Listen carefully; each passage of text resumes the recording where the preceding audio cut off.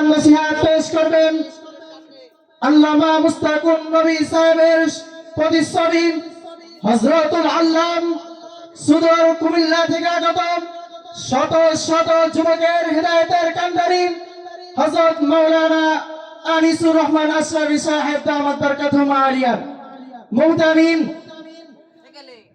প্রতিষ্ঠাতা মুহতামিম আশরাফুল উলুম মাদ্রাসা ময়নামতি কুমিল্লা।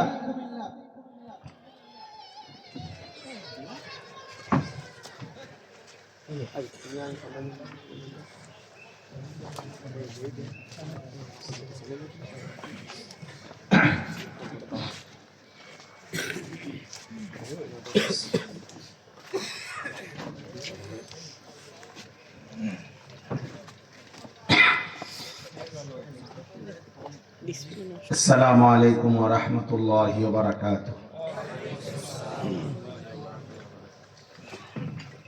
الحمد لله نحمده ونستعينه ونستغفره ونؤمن به ونتوكل عليه ونعوذ بالله من شرور أنفسنا ومن سيئات أعمالنا من يهده الله فلا مضل له ومن يضلله فلا هادي له ونشهد أن لا إله إلا الله وحده لا شريك له ونشهد أن سيدنا وحبيبنا ومولانا محمدا عبده ورسوله أما بعد فأعوذ بالله من الشيطان الرجيم بسم الله الرحمن الرحيم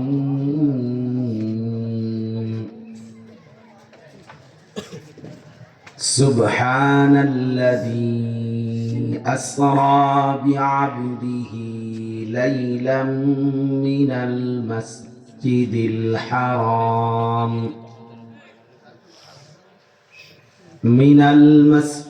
الحرام إلى المسجد الأقصى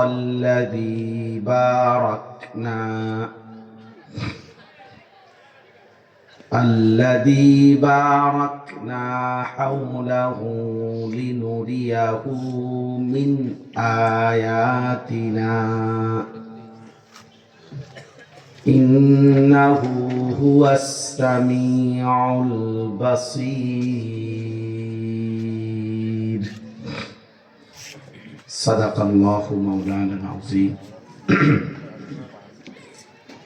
وقال نبينا صلى الله عليه وسلم ما رأيت مثل الجنة نام طالبها وما رأيت مثل النار نام هاربها. اللهم صل على محمد وعلى آل محمد كما صليت على إبراهيم وعلى آل إبراهيم إنك حميد مجيد. اللهم بارك على محمد وعلى آل محمد كما باركت على إبراهيم وعلى آل إبراهيم إنك حميد مجيد. سبحانك لا علم لنا إلا ما علمتنا ইন্নাকা আনতাল আলিমুল হাকিম। চাচা আপনি উপরে আসেন, এখানে আসেন। ওই ভাই নওজওয়ান, তুমি জায়গা ছাড়ো, তুমি চেয়ারে বসে ওঠো, সরো। তাহলে এক সাইড হও বাবা। ঠিক আছে, তো এভাবে ঘুরে বসে, এভাবে। এই ঠিক আছে, ঠিক আছে, এই বসুন।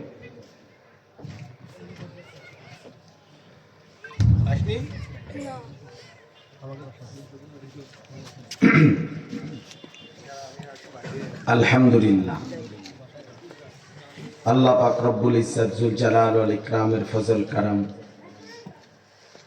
রব্বুল আলামিনের অপরিসীম ইহসান, মেহেরবানি, দয়া, আল্লাহ তাআলা আমাদেরকে আজ 22 জানুয়ারি 2025 রোজ বুধবার খুলনা সদর রায়ের মহল বাজারের পশ্চিম পাশে বাইতুল করিম জামে মসজিদের মুসল্লি ও যুব সমাজের উদ্যোগে আজকের এই 10ম বার্ষিক ওয়াজ মাহফিলে আল্লাহ তাআলাই আমাদেরকে আসবার, বসবার, আল্লাহর জন্যই জমা হওয়ার তৌফিক দান করেছেন। এজন্য আমরা সকলেই বলি আলহামদুলিল্লাহ। মুআজ্জাজ মুহতারাম হাজিরিন, আমি আপনাদের সামনে পবিত্র কোরআনুল কারীমের 15 নম্বর পারা, কোরআনুল কারীমের 17 নম্বর সূরা, সূরাটির নাম সূরায়ে বনী ইসরাঈল। এই সূরার প্রথম আয়াত, মানে একটি আয়াত তেলাওয়াত করেছি। ইনশাআল্লাহ অল্প কিছুক্ষণ সময়ের মধ্যে এই আয়াতটিকে সামনে রেখে প্রিয় নবী সাল্লাল্লাহু আলাইহি ওয়াসাল্লামের জীবনের একটি উল্লেখযোগ্য বৈশিষ্ট্যমণ্ডিত মর্যাদাপূর্ণ ঘটনা, যেটা আমরা সবাই জানি, মেরাজ, এই বিষয়টাকেই সামনে রেখে সামান্য কিছু কথা আরজ করতেছি। আল্লাহ তাআলা আমাদেরকে তৌফিক দান করেন। সবার কাছে বিনীত অনুরোধ, কিশোর নওজোয়ান যারা, প্রত্যেকের যাদের হাতে মোবাইল রেকর্ডের জন্য ধরে রাখছে, এগুলো নামা। এই হাতে ধরা যে মোবাইলগুলো, এগুলো নামা, স্ট্যান্ড ছাড়া এমনি যারা হাতে ধরে রাখছে, দয়া করে এই হাতে ধরে মোবাইল রেকর্ডের জন্য ধরে রাখবেন না। ছেলেরা তোমাদেরকে নিষেধ করলাম ভাই, এই কথাটা শুনতে যদি রাজি না হয় তো চলে গেলে ভালো। কারণ হলো, মূলত হাতে মোবাইল নিয়ে ব্যস্ত থাকলে দিল জমে না, মনোযোগ হয় না, নিজের কোনো ফায়দা হয় না, দিলে কোনো কথা বসেও না, জমেও না, এবং নজর আলেমে দ্বীনের দিকে থাকে না। এজন্য পূর্ণ ফায়দার জন্য, পরিবর্তনের জন্য, নিজের ভালোর জন্য আলেমে দ্বীনের চেহারার দিকে তাকায় আল্লাহর কথা শুনতে হয়। এতে করে জিন্দেগির ধীরে ধীরে পরিবর্তন হয়। যে যত বেশি আন্তরিক হয় আল্লাহর কথার প্রতি, তার পরিবর্তন তত বেশি হয়। এখন আমি সুন্দরভাবে বললাম, এরপরে কিন্তু আমি ধমক দিয়ে সরাই দেব, তখন কিন্তু লজ্জা পাবেন। যেন মেহেরবানি করে আবারও বলছি, ডানে বামে সামনে সবাই এই হাতেই ধরে মোবাইল ধরে রাখা যাবে না। কোরআনুল কারীমের মধ্যে আছে, আল্লাহ তাআলা বলেন, ফাবাশশির ইবাদ আল্লাযীনা ইসতামিউনাল কাওলা ফায়াত্তাবিউনা আহসানা। আল্লাহ তাআলা বলেন, হে নবী, আপনি আমার ওই বান্দাদেরকে জান্নাতের সুসংবাদ দেন যারা মনোযোগ দিয়ে কথা শোনে, অতঃপর কোরআন সুন্নাহর অনুসরণ করে। এই তাহলে দুইটা বিষয় একসাথে মিলাইয়া বলছে আল্লাহ।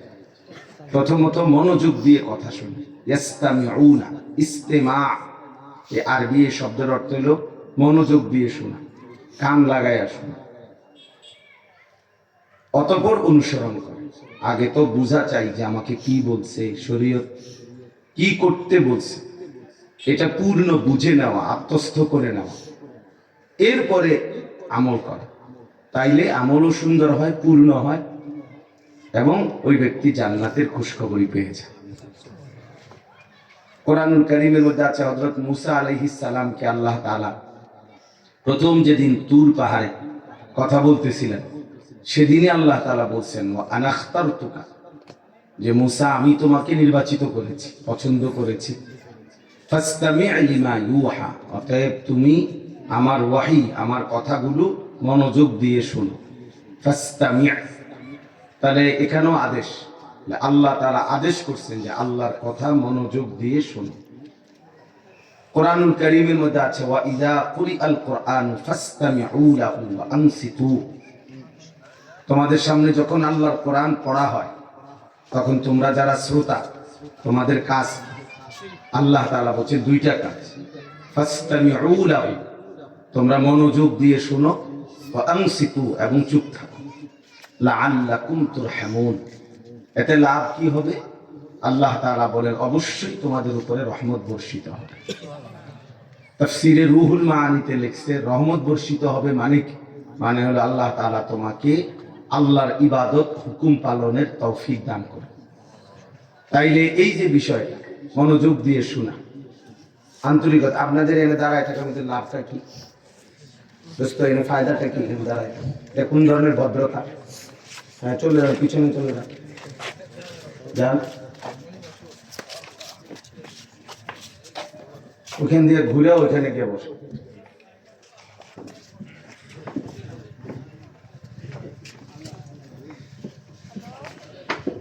কিছু মানুষ আছে এমন যে ইশারাও বোঝে না, ইঙ্গিতও বোঝে না, শেষ পর্যন্ত গায়ে ধরে কইতে, ঠেলা দিয়ে যে আমনেরে কইতেছি তুই গিয়ে বসে, বুঝছেন না?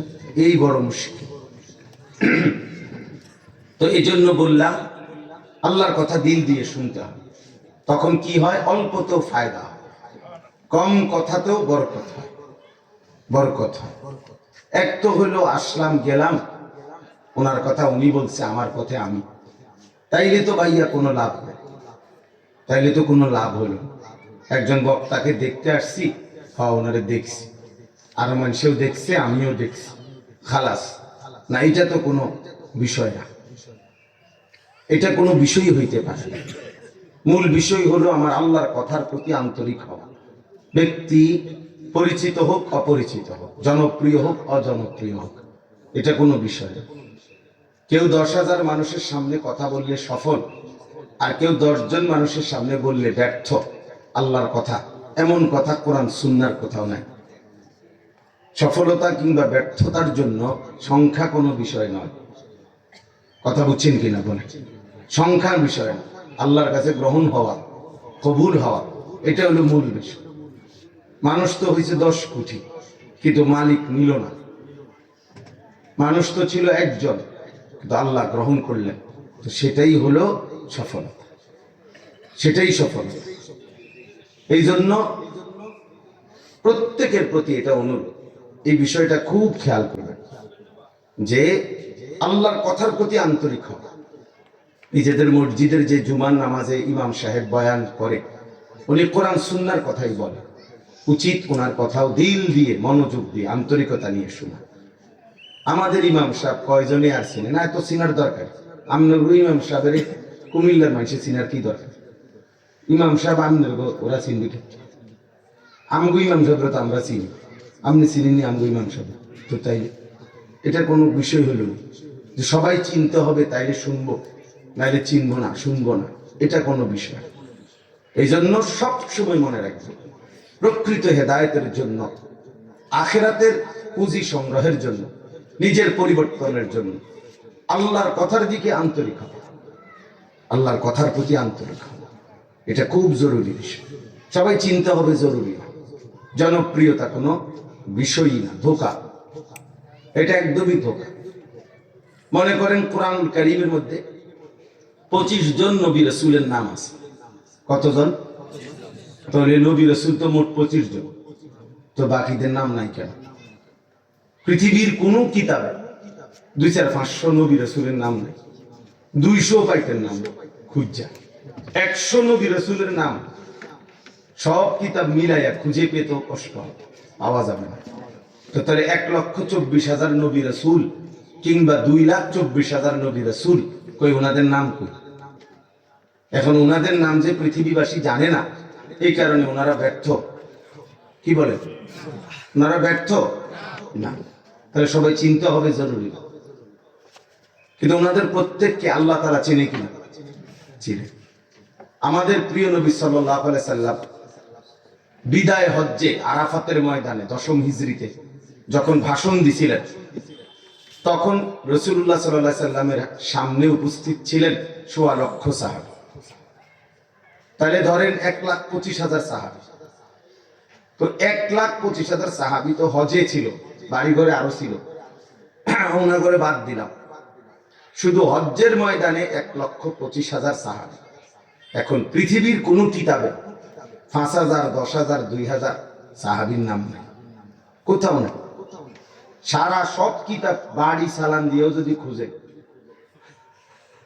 তাহলে 200-500 সাহাবীর নাম বাইর করতে কষ্ট হয়ে যায়। তাইলে বলেন 313 জন বদরি সাহাবীর নাম আছে একসাথে, এই একটা একসাথে পাওয়া যায়। আর নয়তো আরো মিলাইলে শতখানিক, হাজার, 200-400, একা ধরলাম 1,000, ধরলাম 5,000। তো মনে করেন একেবারে 5,000 সাহাবীর নাম পাইলো খুঁজা, তো বাকি 1,20,000 সাহাবীর নাম ওনাদের নাম দেয় নাই। তাহলে নাম জানা আছে এমন সাহাবী তো কয়েকজন, বাকি লক্ষের চাইতে বেশি সাহাবীদের নাম তো পৃথিবীবাসী জানে না, কেউ চেনে না। তাহলে ওনারা কি ব্যর্থ? বলেন না, ওনারা ব্যর্থ। তাইলে কি বোঝা গেল? সবাই চিনতে হবে, এটা জরুরি, এটা কোনো বিষয় না। ওই এটার যে এটা বন্ধ করে, যে এটা, হ্যাঁ এটা বন্ধ করে দাও, স্বাভাবিক আওয়াজ। এই কারণে আমি এটা অনুরোধ করলাম, সব সময় এতে ফায়দা হয়, মানে পরিবর্তন হয়। আপনি যখন মনোযোগী হবে, যিনি আমার মসজিদের ইমাম, উনি দামি মানুষ, যিনি 5 ওয়াক্ত ফরজ নামাজের ইমাম, তিনি আমাদের এই নফল বক্তার চাইতে দামি বেশি। আমরা তো নফল বক্তা, মানে আমি এখানে ওয়াজ করাটা ফরজ, এটা তো নফল ইমাম। তো ধরেন আমি নফল বক্তা, আর ইমাম সাহেব কি ফরজের ইমাম, ওনার দাম বেশি। ওয়ালিকুল্লি কওমিন হাদ, প্রত্যেক কওমের জন্য আল্লাহ তাআলা পথ প্রদর্শক রেখেছেন। তাহলে প্রত্যেক মহল্লায়, কওমের, অঞ্চলে যিনি দ্বীনের খেদমত করে, তিনি আল্লাহ তাআলার পক্ষ থেকে মনোনীত। আল্লাহ তাআলা কোরআনে বলছে প্রত্যেক ব্যক্তির জন্য আল্লাহ তাআলা প্রত্যেকের কাছে ওয়াজাআকুমুন নাযীর, আমার পক্ষ থেকে তোমাদের কাছে ভয় প্রদর্শনকারী বান্দা পৌঁছেছিল, আমি পাঠাইছি, আমি ইন্তজাম রাখছি। গোটা পৃথিবীব্যাপী আল্লাহ তাআলা উলামায়ে কেরামকে ছড়ায়া দিয়েছেন এইভাবে, যেন আল্লাহর দ্বীন, আল্লাহর কালেমা, আল্লাহর কথা সর্বত্র বলা হয়। তাহলে এই জন্য বা কথার প্রসঙ্গে এটা লম্বা করলাম, অনুরোধ রইল নিজ নিজ মহল্লার উলামায়ে কেরাম, নিজ নিজ মহল্লার মসজিদের ইমাম, ওনাদের দ্বীনি কথা মনোযোগ দিয়ে শুনবেন। বলেন ইনশাআল্লাহ। এটা খামখেয়ালি করা না। কিশোর, তরুণ, নওজোয়ান ছেলেরা জুমার নামাজের বয়ানের সময় পিছনে বসে দুষ্টামি করে, ধাক্কাধাক্কি করে, ঠেলাঠেলি করে, একজন আরেকজনকে খোসাখুসি করে। আরে ভাইয়া, তো ঢুকলাও জাহেল, বেরো হইলা জাহেল। ইসলাম কি কোনো বিষয় না? আল্লাহর কোরআন কি শুনবার মতো কোনো বিষয় না? রাসূলুল্লাহ সাল্লাল্লাহু আলাইহি ওয়াসাল্লামের হাদিস কি কোনো গুরুত্ব দেওয়ার মতো কোনো বিষয় না? এটা তুমি কি টেলিভিশন থাকলে এরকম করো, নাটক সিনেমা দেখতে লাগলে যে আরো মনোযোগী হও, ফালতু দুনিয়ার সমস্ত ফালতু জিনিস, এটাতে আরো কতটা মনোযোগ দেশ। আল্লাহর কোরআন তার চাইতে কতটা বেশি কোটি গুণ দাম, তুলনারই যোগ্য না। কিন্তু তার কথার প্রতি, আল্লাহর কথার প্রতি কোনো আন্তরিকতা নেই। আর আন্তরিক বয়স্ক, মাঝ বয়সী অনেক লোক আছেন যারা জুমার নামাজের বয়ান শুরু হলে মসজিদে বসে বসে এরকম জিমা, মাথা নিচের দিকে দিয়া। আর কিছু আছে একটু টাকা পয়সা অথবা কিছু শিক্ষা দীক্ষা দিয়া অহংকারের কারণে ঘাড় নিচের দিকে নামায় রাখে।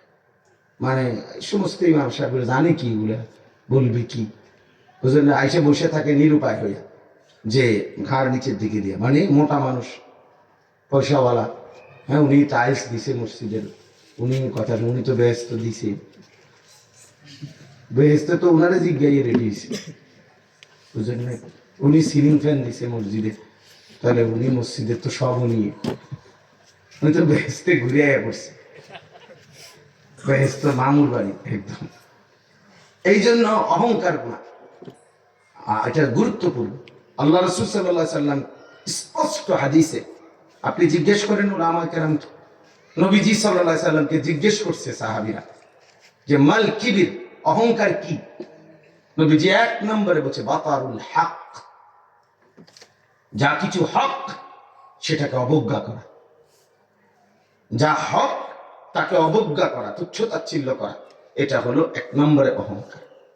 দুই নম্বরে হলো গামতুন নাস, মানুষকে তুচ্ছতাচ্ছিল্য করা, সেটা হলো দ্বিতীয় নম্বরে অহংকার। তাহলে আল্লাহর কোরআনকে, দ্বীনকে, আল্লাহর কথা বলতেছে উনি, আপনি পুরা মনোযোগ দেওয়া উচিত। হযরত বারা ইবনে আযিব বলেন, রাসূলুল্লাহ সাল্লাল্লাহু আলাইহি সাল্লামের পাশে আমরা বসলাম নবীজির কথা শুনতে, এভাবে বসলাম, ওয়া জালাসনা হাওলাহু কাআন্না আলা রুউসিনা তাইর, যেন আমাদের কাঁধে মাথায় আয়েশা পাখি বসছে, এরকম স্থির, কোনো নড়াচড়া নাই, আয়েশা যেন পাখি বসছে। আয়েশা এত মনোযোগী হইত, একটু নড়তেন চড়তেন না। হযরত ইরবাজ ইবনে সারিয়া বলেন, নবী সাল্লাল্লাহু আলাইহি সাল্লাম আমাদের সামনে ওয়াজ করলেন, নবীজির ওয়াজের পরে আমাদের হালাত হলো জারাফাত মিনহাল উয়ুন ওয়া ওয়াজিলাত মিনহাল কুলুব, আমাদের সবার চোখ দিয়ে পানি ঝরতে লাগলো এবং আমাদের অন্তরগুলো আল্লাহ তাআলার ভয়ে কাঁপতে শুরু করলো। তাহলে এই ছিল ওয়াজের আসর, ওয়াজের তাসির, যে চোখ দিয়ে পানি ঝরছিল, অন্তরগুলো আল্লাহর ভয়ে কাঁপতে লাগলো, আল্লাহর ভয়ে কাঁপতে লাগলো। সাহাবীরা আবদার করছে, ইয়া রাসূলুল্লাহ, আজ যেই বয়ান করলেন, আজ যেন বিদায়ী বয়ানের মতো মনে হচ্ছে, আপনি আমাদেরকে আরো কিছু বলেন। তো নবীজি আবার বলছে, আবার আবদার করছে, তো আবার বলছে, আবার বলছেন তিনি, আল্লাহ নবী সাল্লাল্লাহু আলাইহি ওয়াসাল্লাম। এই জন্য বা আল্লাহর কথার প্রতি আন্তরিক হওয়া চাই, আন্তরিক হওয়া চাই, দিলের হালাত দেখা চাই। কোরআনুল কারীমের মধ্যে আল্লাহ তাআলা বলছে, তাকশাইরু মিনহু জুলুদুল্লাযীনা ইয়াখশাউনা রাব্বাহুম, কোরআনের বৈশিষ্ট্য বলছে আল্লাহ, আমার কোরআন শুনলে যার দিলের মধ্যে আল্লাহর ভয় আছে, তার শরীরের চামড়ার উপরে যে পশম, সেগুলো শিহরে উঠে দাঁড়িয়ে যায়। তাহলে যদি দিল নড়ে না ওঠে, যদি কলিজা নড়ে না ওঠে, যদি শরীর নড়ে না ওঠে, বিবেক যদি না নড়ে, তো বুঝাই গেল আল্লাহর কোরআন শুনবার পরও আপনার দিল নড়ে না, কলিজা নড়ে না, বিবেক নড়ে না, তো বেটা এই দিল আর দিল নাই, এটা পাথর হয়ে গেছে, এটা পাথর হয়ে গেছে। ওই দিলের মধ্যে আল্লাহ তাআলা মোহর মেরে দিয়েছে, মোহর মেরে দিয়েছে। কোরআন শরীফে আছে, আল্লাহ তাআলা বলছেন, আমি যখন কারো প্রতি নারাজ হই, তো আল্লাহ তাআলা তাকে শাস্তি দেয়। এই শাস্তি দিতে গিয়ে ও খাতামা আলা সামঈহি ওয়া কলবি, আল্লাহ তাআলা তার কানে এবং অন্তরে মোহর মেরে দেয়। খোদার কসম, এটা কোরআন শরীফের আয়াত। ওয়া জাআলা আলা বাসারিহি গিশাওয়া, চোখের সামনে পর্দা ফেলে দেয়। আদাল্লাহুল্লাহ, আল্লাহ তাকে পথহারা, পথভ্রষ্ট করে দেয়, পথভ্রষ্ট করে দেয়।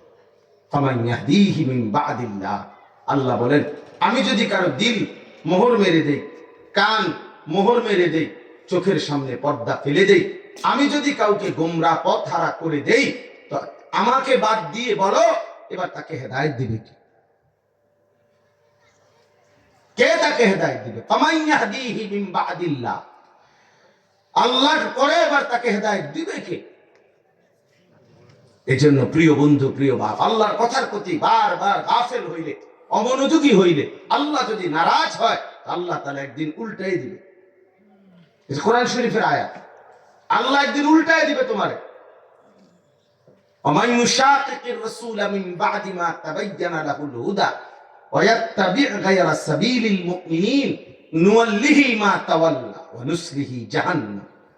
আল্লাহ বলে, আমার রাসূলের স্পষ্ট দ্বীন, হেদায়েত পরিষ্কার করে নবীর মাধ্যমে বলে দেওয়ার পরও যারা বিরুদ্ধাচরণ করবে আমার রাসূলের তরিকা, এবং ঈমানদার মুমিন যেই পথে চলে তার উল্টো পথে যে চলবে, খোদার কসম আল্লাহ বলেন, একদিন আমিও তাকে ওই উল্টো পথেই চালাবো, ওয়া নুসলিহি জাহান্নাম, এবং ধাক্কা দিয়ে জাহান্নামে ফেলে দেব।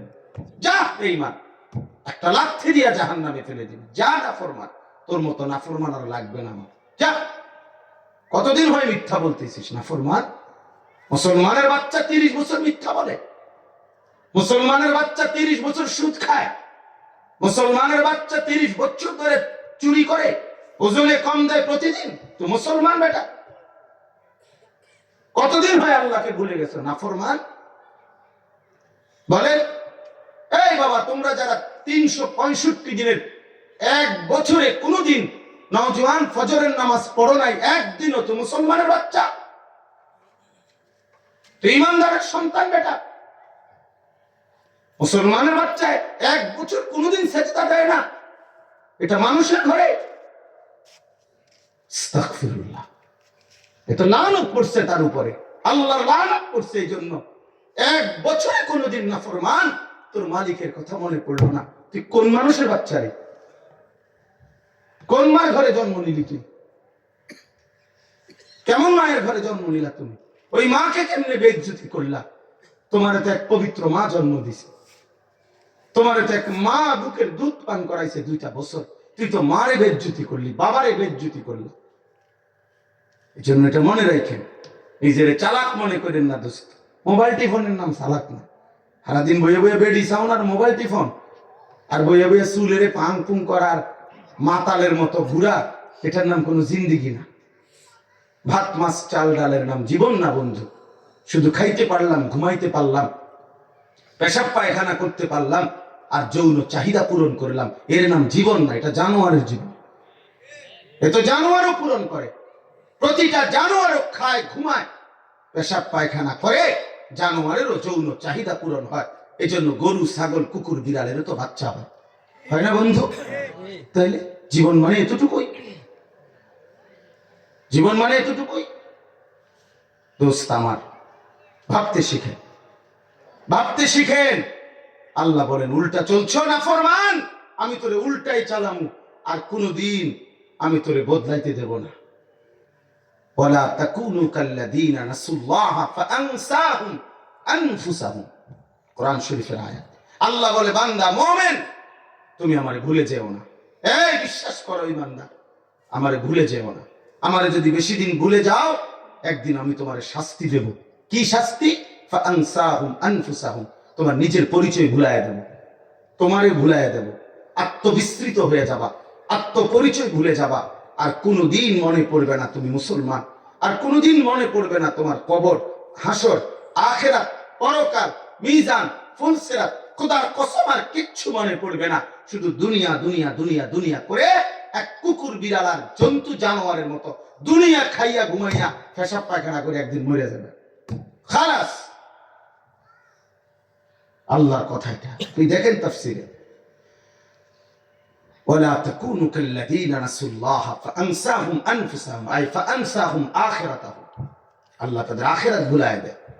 কারো আখিরাত ভুলে যাওয়া বন্ধু, মুসলমান হওয়ার পরেও, মুমিন হওয়ার পরেও, কবর ভুলে যাওয়া, মালিক ভুলে যাওয়া, রাসূল ভুলে যাওয়া, আল্লাহকে ভুলে যাওয়া, আখিরাতকে ভুলে যাওয়া, খোদার কসম এটাই হলো ওই ব্যক্তির উপরে আল্লাহ তাআলার সবচেয়ে বড় লানত। লানত, লানত। এটা অভিশপ্ত ওই জীবন, যে জীবন মালিক চেনে না। ওই জীবন অভিশপ্ত, যে সেজদা চেনে না। ওই জীবন লানতের জীবন। এই জন্য ইবলিসকে আল্লাহ তাআলা বলছে, সাফ কোরআনের আয়াত, ইবলিসকে আল্লাহ তাআলা বলছে, ইবলিস সেজদা দিলি না, ঠিক আছে, মনে রাখিস, ওয়া ইন্না আলাইকা লা'নাতা ইলা ইয়াউমিদ্দিন, আজকের থেকে নিয়ে কিয়ামত পর্যন্ত তোর উপরে আমি আল্লাহর লানত। কোরআন শরীফের আয়াত, কথা বল না তো, বলেন আমি হাদিসে এখন, কোরআন শরীফের আয়াত তো, জি জি, ওয়া ইন্না আলাইকা লা'নাতা ইলা ইয়াউমিদ্দিন। আল্লাহ বলছে, ইবলিস সেজদা দিলি না, আজকের থেকে নিয়ে কিয়ামত পর্যন্ত তোর উপরে আল্লাহর লানত। কি বন্ধু, একটি সেজদা না দিলে কিয়ামত পর্যন্ত যদি লানতের উপযুক্ত হয়, তুমি দোস্ত কয়টা সেজদা দেও নাই? কি বন্ধু, কি মনে করছো? কি কি ভাবছেন? হ্যাঁ, ফজরের 4 রাকাত নামাজে 8টা সেজদা, জোহরের 12 রাকাত নামাজে 24টা সেজদা। এভাবে দিনের পর দিন কতগুলো সেজদা ছুটে গেল। ফখরুজ ফা ইন্নাকা রাজিম, আল্লাহ তাআলা বলছে, বের হ শয়তান, ইবলিস বের হ, সেজদা দিলি না, ফখরুজ, বের হ বেঈমান এখান থেকে, ফা ইন্নাকা রাজিম, আজকের থেকে তুই অভিশপ্ত। আজকের থেকে তুমি অভিশপ্ত। রাজিম, এই যেদিন থেকে সেজদা দেয় নাই সেদিন থেকে অভিশপ্ত। সেজদা না দিলে সে রাজিম হয়, সেজদা না দিলে সে শয়তান হয়, সেজদা না আসলে সে লানতের যোগ্য হয়। প্রিয় বন্ধু আমার, বাপ আমার, আমি আপনাদের সবাইকে অনুরোধ করছি, আল্লাহর দিকে ফিরে, আখেরাতের দিকে ফিরে। আমরা মুসলমান, ওরা পাগলও না, ছাগলও না, তার সিরা না, মাথাও না, মুসলমান আমি। আমার আত্মসম্মান আছে, আমার আল্লাহ আছে, আমার একজন নবী আছে, শ্রেষ্ঠতম নবী মুহাম্মদুর রাসূলুল্লাহ সাল্লাল্লাহু আলাইহি ওয়াসাল্লাম। আমার একটা শ্রেষ্ঠ কিতাব আছে কোরআন, আমার একটা শ্রেষ্ঠ ধর্ম আছে ইসলাম। আমি বেড়া তার সিরার মতো চলবো কেন? আমি বেঈমানের মতো চুল রাখবো কেন? আমি কি বেঈমান নাকি? আমি মুসলমান। আমি ইয়াহুদির বাচ্চার মতো সাজবো কেন? তুই সাজতে পারস বেটা ইয়াহুদির মতো, আমি সাজবো কেন? আমি মুসলমান। যার আল্লাহ আছে, যার রাসূল আছে, যার কোরআন আছে, যার ইসলাম আছে, সে কেন পথ হারা হবে? বলেন মিয়া, আর আমরা কেন পথ হারা হব? আমরা কেন গুমরা হব? যার কাছে 4টা নিয়ামত আছে 24 ঘন্টা, আমাদের আল্লাহ, আমাদের রাসূল মুহাম্মদ সাল্লাল্লাহু আলাইহি সাল্লাম, কোরআন, ইসলাম। কয়টা? 4টা হলো না? আল্লাহ যার রব, মুহাম্মদ সাল্লাল্লাহু আলাইহি সাল্লাম যার রাসূল, কোরআন যার কিতাব, ইসলাম যার ধর্ম। প্রিয় বন্ধু, সে গুমরাহ হবে কেন? সে পথভ্রষ্ট হবে কেন? সে চরিত্রহীন হবে কেন? সে লম্পট হবে কেন? সে সুদখোর ঘুষখোর হবে কেন? সে হারামখোর হবে কেন? সে মদখোর, গাঁজাখোর, ফুট্টাখোর, বাবাখোর হবে কেন? সে জেনাখোর, ব্যভিচারী হবে কেন? ওই নারী বেপর্দা হবে কেন? ওই বোন, কি কারণে নষ্ট হলি? বন্ধু, কি কারণে পথ হারাইল? তোমার জন্য তো আল্লাহ ছিল, রাসূল ছিল, কোরআন ছিল, ইসলাম ছিল। নষ্ট হয়ে গেল কেন? এক নারীর কাছে হেরে গেল, এক মোবাইলের ছবির কাছে হেরে গেল, যুবক এক নর্তকীর কাছে হেরে গেল, এক ইহুদির চুলের কাটিং এর কাছে হেরে গেল। ছি ছি ছি ছি, মুসলমান তো এত দুর্বল হওয়ার কথা না। মুসলমান তো আরো হিম্মতওয়ালা, মুসলমান তো পাহাড়ের মতো মজবুত। আশিদ্দাউ আলাল কুফার, কাফেরদের বিরুদ্ধে যারা ছিল পাথরের মতো, পাহাড়ের মতো মজবুত, তাদের নাম ছিল রাসূলুল্লাহ সাল্লাল্লাহু আলাইহি ওয়াসাল্লামের সাহাবী। তাই আমরা বন্ধু, আমরা এত অল্পতে তো দুর্বল হয়ে যাওয়ার কথা না, এত সহজে দুর্বল হয়ে যাওয়ার কথা না। এই জন্য আমরা প্রত্যেকে ফিকির করি, নিজের আত্মপরিচয় ফিরাই আনেন, নিজের ইসলাম ছেড়ে দিয়েন না। এত বড় মালিকের ইহসান বাদ দিয়েন না বন্ধু। ঈমান আল্লাহ দয়া করে দান করছে, কোন যোগ্যতা ছাড়া। মায়ের পেটে আমি যেমন জন্ম নিছি, হিন্দু বুদ্ধ মায়ের পেটে জন্ম নিছে, কিন্তু আল্লাহ তাআলা আমাকে ঈমানের সন্তান বানাইছেন, মুমিনের ঘরে জন্ম দিয়েছেন, আমারে কালেমা উচ্চারণ করার তৌফিক দিয়েছেন সেই ছোট্টবেলায় আমাদেরকে। এর চাইতে বড় মালিকের ইহসান আর কি হইতে পারে বাপ? বলেন না, এর চাইতে বড় করুণা। এই বছর আমি আপনার এখানে কখন সময় লাগাইছি? 22 সালে। গত বছর আলহামদুলিল্লাহ আমার চিল্লার সফর ছিল দিনাজপুর। এই গত বছর আগস্ট মাস, হ্যাঁ বুবু যে মাসে ফলাইছে, এই মাসে আমি চিল্লাচ্ছিলাম, বুঝছেন তো? এই আগস্টে চিল্লার সফর ছিল আমার দিনাজপুর জেলায়। আলহামদুলিল্লাহ এবারও আমরা 26 জন গেছি, 16 জনের মধ্যে আলেম এবারও ছিল। এবার আলহামদুলিল্লাহ শুনছেন, এবার জামাত বের হয়েছে কয়টা? 63টা জামাত, 950 মানুষ আল্লাহ রাস্তায় বের হয়েছে এক চিল্লার সফর। আলহামদুলিল্লাহ আল্লাহ করাইছে। দিনাজপুর জেলা থেকে 40 দিনে আমরা 10টা উপজেলায় মেহনত করছি। আলহামদুলিল্লাহ দিন রাত দৌড়াইছে, আমার এই গাড়ি শুধু দৌড়াইছে। খুলনা তো আলহামদুলিল্লাহ আমরা 22 সালে মেহনত করছিলাম। আলহামদুলিল্লাহ রায়ের মহলতে হিসেবে আমার পরিচিত জায়গা, আমি ছিলাম। তো ওইখানে এক জায়গায় আমরা যখন জামাত গেছি, তখন 2টা ভাই, ওনারা হিন্দু থেকে মুসলমান হয়েছিল আগে, 2 ভাই আর কি, এক বাবার 2 ছেলে। তো দুজনই মুসলমান হয়েছে, কিন্তু বাবা মুসলমান হয় নাই।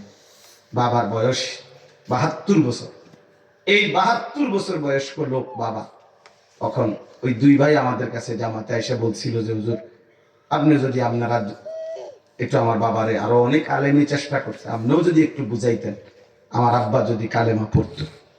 বড় ছেলেটা কায়দা বলছে আমার কাছে, তা আমরা গেছি ওনার কাছে। আমি 3 জন আলেম, 72 বছর বয়স্ক একজন লোক, প্রায় 2.5 ঘন্টা আমরা তারে কালেমার দাওয়াত দিছি, ইসলামের কথা বুঝাইছি। ওই ভদ্রলোক 72 বছর বয়স্ক চাচা, উনি এটা বলে যে ঈশ্বর একজনই, ঈশ্বরের কোনো অংশীদার নেই, এটা উনি কয়। কিন্তু আমি বললাম চাচা এটাই কালেমা, আপনি আমাকে কালেমাটা পড়েন। কতভাবে বললাম, বিশ্বাস করেন বাপ, আমি কাঁদছি এই চাচার সামনে, অনেক কাঁদছিলাম পর্যন্ত, কত অনুনয় বিনয় করছি, চাচা কালেমাটা পড়েন আপনি। কোনোভাবে এই চাচা বলতেছে না আমি এটা পড়বো না, পারলামে না। তখন আমি আমার জামাতে আইসা সাথীদের কাছে বলছি যে, তখন আমার মানে কান্না আসছিল যে হায় দেখেন, এক আল্লাহর বান্দা 72 বছর বয়সে, আল্লাহর এক বান্দা, কোনদিন তার জবান দিয়া তার মালিকের নামটা বের হলো না। কি বাপ! আর সেই আল্লাহ আমাদের তো আপনারে সেই ছোট্টবেলার 2 বছর বয়স থেকে এই পর্যন্ত কত হাজার বার, লক্ষ বার কালেমা উচ্চারণের তৌফিক দান করছে। আরে বন্ধু, এই নিয়ে আমাদের শুকর আদায় করবা কেমনে? সেই মানুষটা যদি পথহারা হয়, সেই মানুষটা যদি জাহান্নামী হয়, সেই মানুষটার কবরে যদি আযাব হয়, কেমন হবে সেটা? এই জন্য আমরা অনুরোধ করছি আপনাদের কাছে, আল্লাহর দিকে ফিরেন, আল্লাহর দিকে ফিরেন। আমাদের এই ওয়াজগুলোর মাকসাদ এটাই ভাইয়া, 1 ঘন্টার বয়ানে পুরা 23 বছরের ইসলাম বুঝাইয়া দেওয়া সম্ভব না। এটা কোনো এমন কোনো ওষুধ না যে একটা বড়ি সবার একটা একটা দিয়ে দিলাম।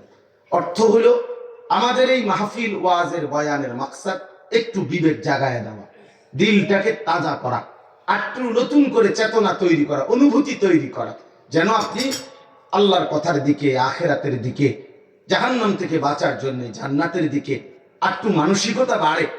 এই মানসিকতা, বিবেক, অনুভূতি তৈরি করা, এটাই আমাদের মূল মাকসাদ। আল্লাহ তাআলা আমাদেরকে তৌফিক দান করেন। আমার এতক্ষণের কথার দ্বারা আমি কি বুঝাইতে চাইলাম, যে আল্লাহর কথার প্রতি, আখিরাতের প্রতি আমাদের আরো বেশি আন্তরিক হওয়া উচিত কিনা বলেন? সবাই বলেন উচিত কিনা? জওয়ান ভাই আপনাদেরকে বললাম, বাবারা আপনাদেরকে বললাম, নওজওয়ান তোমরা নষ্ট হইও না বাপ, নিজের বরবাদ করে দিও না বাপ। একটা মোবাইল জীবনের শেষ কথা না, ইতিপূর্বে মোবাইল ছিল না, আগামীতে মোবাইল থাকবে না। আগে ফেসবুক, ইউটিউব ছিল না বন্ধু, আর সামনেও থাকবে না। যে কোনো সময়টা নিশ্চিহ্ন হয়ে যাবে। কত কিছু ছিল আমরা দেখছি ছোটবেলায়, এখন নাই। ফিতাওয়ালা ক্যাসেট ছিল, এগুলো আমরা দেখছি, এখন নাই। সিডি ক্যাসেট ছিল চ্যাপ্টা চ্যাপ্টা, এগুলো এখন নাই। গ্রামোফোন, রেডিওর প্রচলন ছিল আমাদের সময়, কই এখন নাই। এরপরে আপনার ল্যান্ড ফোন, হ্যাঁ, টিএনটির ফোনের, এটার প্রচলন এখন আর নাই। ডাক পিয়নের টিকিট আর চিঠি, এটার প্রচলন ছিল, নাই। টেলিগ্রাফ আমি দেখছি, এগুলো নাই এখন। তাহলে আমার এই হায়াতে এতগুলো ছিল পৃথিবীতে, এগুলো এখন নাই। তাহলে আমার বয়স কত? 250 বছর। আর 250 তাহলে 10 বছর কম হইব, 240 ধরে তো কত? আমার বয়স 44 বছর শুরু হয়েছে, 43 বছর শেষ হয়েছে। 1981 সনে আমার জন্ম, তাইলে 44 বছর শুরু। তাহলে আমার 44 বছর, এর মধ্যে ছোট্টবেলার 7-8 বছর তো আমি বুঝিয়ে নাই কিছু, তো ধরেন আগের 7-8 বছর বাদ দেন না, তো এর মধ্যে আমি এই 30-35 বছরের ভিতরে আমি এত কিছু ছিল, দেখছিলাম, আজ নাই। তাহলে আগামী 30 বছরের ভিতরে বন্ধু তোমরাও দেখবা তোমাদের এই বর্তমান সময়ের অনেক কিছু নাই। এটাই সত্য ভাইয়া। তুমি পাগল হইয়া, মাতাল হইয়া এই যে দিন রাত নারী ছবি, এই ফেসবুক, ইউটিউব সহ মোবাইলে ডুবে গেলা, নিজেকে ডুবাইয়া দিলা, ওইটা একদিন নিশ্চিহ্ন হবে। কিন্তু তোমার আমল, যুবক, তোমার শরীর থেকে, তোমার জিন্দেগি থেকে কোনোদিন আর সরবে না। এইটা নিয়েই তুমি তোমার এই গুনাহগুলো নিয়ে হাসরের ময়দানে মহান আল্লাহ পাকের সামনে দাঁড়াইতে হবে। তখন কিভাবে জবাব হবে? কিভাবে জবাব হবে? কি বলবো কি তখন আমরা আল্লাহ পাকের কাছে? কোরআনুল কারীমের মধ্যে আছে, আল্লাহ তাআলা বলবেন, ইকরা কিতাবাকা, বান্দা তোমার আমলনামা তুমি পড়ো। কাফা বিনাফসিকা আল-ইয়াওমা আলাইকা হাসিবা, আজ তোমার হিসাবের জন্য তুমি যথেষ্ট। তুমি হিসাব করো বান্দা, দেখো তোমার পৃষ্ঠা, তুমি উল্টাও, তোমার আমল নামা তুমি দেখো, তুমি দেখো, তুমি দেখো। বান্দা তখন উল্টাইয়া দেখবে, হায় কোনো আমল কিচ্ছু নাই, গুনার গুনাহ, গুনার গুনাহ। ফজরের নামাজ নাই কোনোদিন, মিথ্যা, চুরি, জিনা, ব্যভিচার, অসভ্যতা, অস্থিরতা, গালি, সুদ, ঘুষ, চুরি, ডাকাতি, মদ, জুয়া, নারী, ছবি, খামখেয়ালি, নাফরমানি, গান, বাদ্য, হাসি, ঠাট্টা, গালি গালাজ, বিড়ি, সিগারেট, খালাস, এই জিন্দেগি। তো আল্লাহ তাআলার বান্দা বলবে, লা ইউগাদিরু ইয়া ওয়াইলাতানা মা লিহাযাল কিতাব। নাফরমান তখন আল্লাহকে বলবে, হায় মাওলা, আফসোস, এ আমারে কি আমল নামা দিলেন। লা ইউগাদিরু সগীরাতান ওয়ালা কাবীরাতান ইল্লা আহসাহা। এর মধ্যে দেখি আমার জীবনের ছোট বড় সবকিছুই উঠাইছে, কিচ্ছু বাদ দেয় নাই। এমন নিখুঁত লেখা আমার জিন্দেগির জন্য কেমনে রেডি করলেন মা, কেমনে রেডি করলেন? আমার একটা হাসি, কান্না, একটা নিঃশ্বাস, মা মিন ইমরিইন নাফাতা ইল্লা কুতিবা। আল্লাহর কসম, রাসূলুল্লাহ সাল্লাল্লাহু আলাইহি ওয়াসাল্লামের হাদিস এটা, যে নবীজি বলছেন, উম্মত, প্রতিটি মানুষের প্রতিটি নিঃশ্বাস আমলনামার মধ্যে লেখা হয়। নাফাত মানে নিঃশ্বাস, নিঃশ্বাসটাও কুতিবা, লেখা হয়। প্রতিটা নিঃশ্বাস, নিঃশ্বাসের হিসাবটাও হাসরের ময়দানে মিলবে। একটা নিঃশ্বাসের হিসাব আল্লাহর কাছে দিতে হবে। সুম্মা লা তুসআলুন্না ইয়াওমাইদিন আনিন নাঈম। আল্লাহ বলে, বান্দা, আমার দেওয়া প্রতিটি নিয়ামত, হাসি, কান্না, আনন্দ, বেদনা, আমি আল্লাহ তাআলা আসমান, জমিন, ক্ষেত, ফুল, ফল, ফসল, স্ত্রী, কন্যা, আমি হাত, পাও, চোখ, নাক, কান, এমনকি নিঃশ্বাস, খাবারের প্রতি লোকমা, পানির প্রতি ফোঁটার হিসাব আমি নেব। আমার দেওয়া একটি নিয়ামতও আমি ছেড়ে দেব না। চোখের প্রতিটা দৃষ্টির হিসাব দিতে হবে যুবক। বাবা, আপনাদেরকেও হিসাব দিতে হবে। চায়ের দোকানের আড্ডা, টেলিভিশনের আড্ডা আর খামখেয়ালির এই আড্ডার হিসাব দিতে হবে। 60 বছর হায়াত আল্লাহ দিছেন, 70 বছর হায়াত আল্লাহ দিছেন, শেষ বয়সটা আল্লাহ একটু বিশ্রাম দিছেন। ছেলে মেয়ে কামাই করে, এখন ঘরে সন্তান হয়তো উপযুক্ত, সে রোজগার করে, আপনার হাতে উল্লেখযোগ্য কোনো কাজ নাই। তাহলে আপনারা তো একটু সময় সুযোগ আল্লাহ দিছিল, হায়াত একটু লম্বা দিছিল আখিরাতের পুঁজি বাড়াইবার জন্য। আপনি যেটারে বিড়ি খাইয়ে শেষ করে দিলেন, আপনি যেটারে ফান সুপারিতে শেষ করে দিলেন, আপনি যেটারে নাতি নাতনির লোকে গপ মাইরেই শেষ করে দিলেন। আপনার এই গপ মারানোর জন্য দিছিল শেষ হায়াতটা, আপনার এই চা দোকানে আড্ডা দিবার জন্য দিছিল টাইমটা, আপনার এই ফালতু আলাপ করবার জন্য দিছিল। আপনাকে তো আল্লাহ তাআলা দয়া করে হায়াতের শেষ সুযোগটা দিছে, যে বান্দা, শেষ তোমার আরেকটু সুযোগ দিলাম, দেখো না আখিরাত কামাই করা যায় কিনা। সবাইকে তো আল্লাহ তাআলা বৃদ্ধ বানায় না, বানায় কি?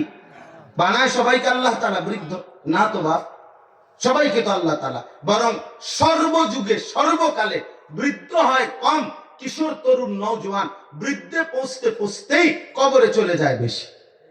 এটা নিয়ম। আপনি ইবনুল জাওজি রাহমাতুল্লাহ আলাইহির কিতাবে আমরা পড়ছি, উনি বলছেন, হে যুবক, তুমি প্রতি মুহূর্তে লক্ষ্য রেখো তোমার সমবয়সী, তোমার মহল্লায়, তোমার বাড়িতে কতজন আর বৃদ্ধ মানুষ কতজন।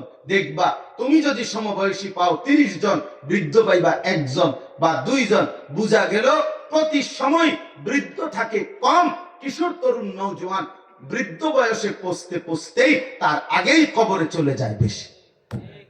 হাসান বসরি রাহমাতুল্লাহ আলাইহি বলছে, হে যুবক, মনে রেখো গাছের যেই ফল, এই ফল যখন ফুল বের হয় তো তার অধিকাংশই ঝরে যায় বেশি, পরিপক্ক ফল হয় অল্পই। ইন্নাজ যারআ কাদ তুদরিকুল আহাতু ক্বাবলা আন ইয়াবলুগা। একটি আম গাছের থেকে যখন মুকুল বের হয়, ফুল বের হয়, তখন সবগুলো ফুল টিকে যায়, ঝরে যায় বেশি। ছোট ছোট আম যখন হয়, সবগুলো এত বড় বড় হইয়া পাইকে পাকা পর্যন্ত যায় না, ঝরে যায় বেশি। এই ঝরে যায় বেশি, টিকে থাকে কম, টিকে থাকে কম। এটাই যুক্তি, এটাই স্বাভাবিকতা। অতএব দয়া করে বয়স্ক বাবাদেরকেও বললাম, আপনারা হায়াতের কদর করেন। হাদিস শুনেন, মুসলিম শরীফের হাদিস। আল্লাহ নবী সাল্লাল্লাহু আলাইহি ওয়াসাল্লাম বলছেন, আযরাল্লাহু ইলা মরিইন আখারা উমরাহু হাত্তা বালাগা 60। এই 60 মানে 60। নবীজি সাল্লাল্লাহু আলাইহি ওয়াসাল্লাম বলেন, যাকে আল্লাহ তাআলা 60 বছর পর্যন্ত হায়াত লম্বা করলেন, অথচ আখিরাতের পুঁজি সংগ্রহ করতে পারলো না, জাহান্নাম থেকে বাঁচবার ব্যবস্থা করতে পারলো না, নেকির পাল্লা ভারী করতে পারলো না। আল্লাহর কসম, নবী বলেন হাসরের ময়দানে ওই বৃদ্ধ লোককে, যে বৃদ্ধ নাফরমানি অবস্থায় বৃদ্ধকালটা শেষ করছে, তাকে হাসরের ময়দানে দাঁড় করিয়ে আল্লাহ তাআলা একটি শব্দ বলার সুযোগ দিবেন না, কোনো উযর আপত্তি করার সুযোগ দিবেন না, মানে দাঁড় করাই ফিরে শুরু করে দেবেন। বিশ্বাস করে, আমরা রাগ হলে রাগ আর আইতাম না, কোনো অসুবিধা নেই, একবারে আছে। কিন্তু মনে রাখবেন, নাফরমান বুড়ামি আর এমনি খাড় করাইয়ে ফিরে শুরু করে দিবেন। ফেরেশতারা বলে ঠিক, কোনো কথা নাই। চাচা যদি বলে আর দুইটা কথা কইতে দাও না, কথা শেষ। কথা বাংলাদেশে যদি কই আইছে নিদিকে কথা বাদ দেন, এখন শুধু ফিট। কেন গুনাহ ছাড়তে পারলো না? 60 বছরে গুনাহ ছাড়ার টাইম হয় নাই? 60 বছরে কত লাশ, কত জানাজা, কত মানুষের মৃত্যু, কত অ্যাক্সিডেন্ট দেখলেন। আহা চাচা, আজও আপনার কবরের সময় হয় নাই? আজও গালি দেন, আজও সুদের খান, আজও নাটক সিনেমা দেখেন, আজও ঘরে বসে টেলিভিশন দেখেন, এখনো বিড়ি সিগারেট খান। আস্তাগফিরুল্লাহ। মরবেন কোন দিন? কবরের সামান সংগ্রহ করবেন কোন দিন? এই জন্য আমি অনুরোধ করলাম, এ আগে কিশোর তরুণ নওজোয়ান ভাই তোমাদেরকে বললাম, এবার বয়স্ক বাবা আপনাদেরকে বললাম, এবার আরেক গ্রুপ আছে মা বোন যারা আছেন, পর্দার আড়ালের যে মা বোন, তাদেরকেও আমি বলি, তাদের ব্যাপারে একটা কথা শুধু মনে রাখবেন। আল্লাহ নবী সাল্লাল্লাহু আলাইহি সাল্লাম বলছেন, আল মারআতু আওরাতুন। নবীজি বলছে নারী বলে কাকে?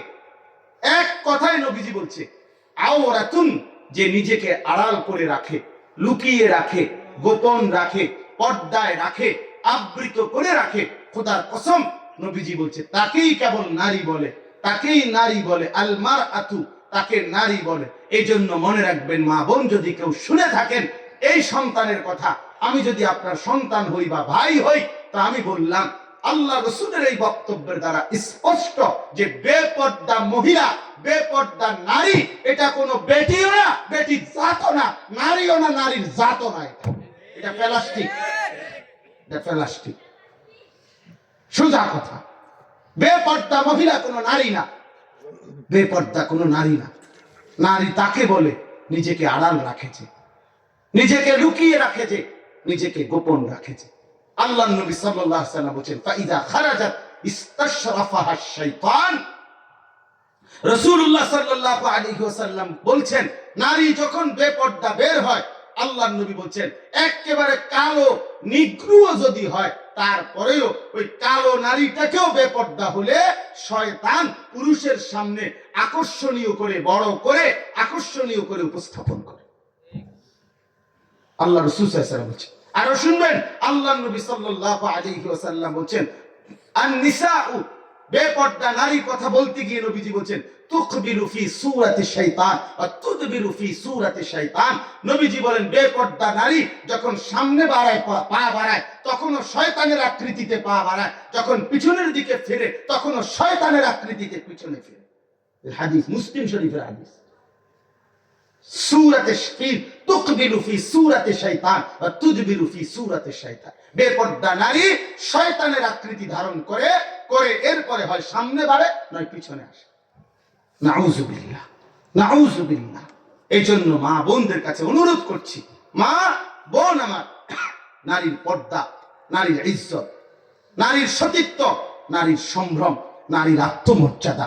বেপর্দা নারী সে কোনো নারী না, সে শোপিস, সে মানুষের প্রদর্শনের সামগ্রী, সে মানুষের উপভোগের সামগ্রী।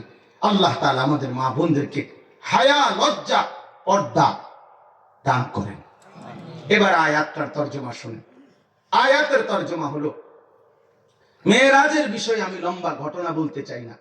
মেরাজের ঘটনা, প্রিয় নবী সাল্লাল্লাহু আলাইহি ওয়াসাল্লামের এই ঘটনাটা আপনারা আপনাদের নিজ নিজ মসজিদের ইমাম সাহেবরা সচরাচর ওলামায়ে কেরাম মসজিদে বয়ানের মধ্যে বলে।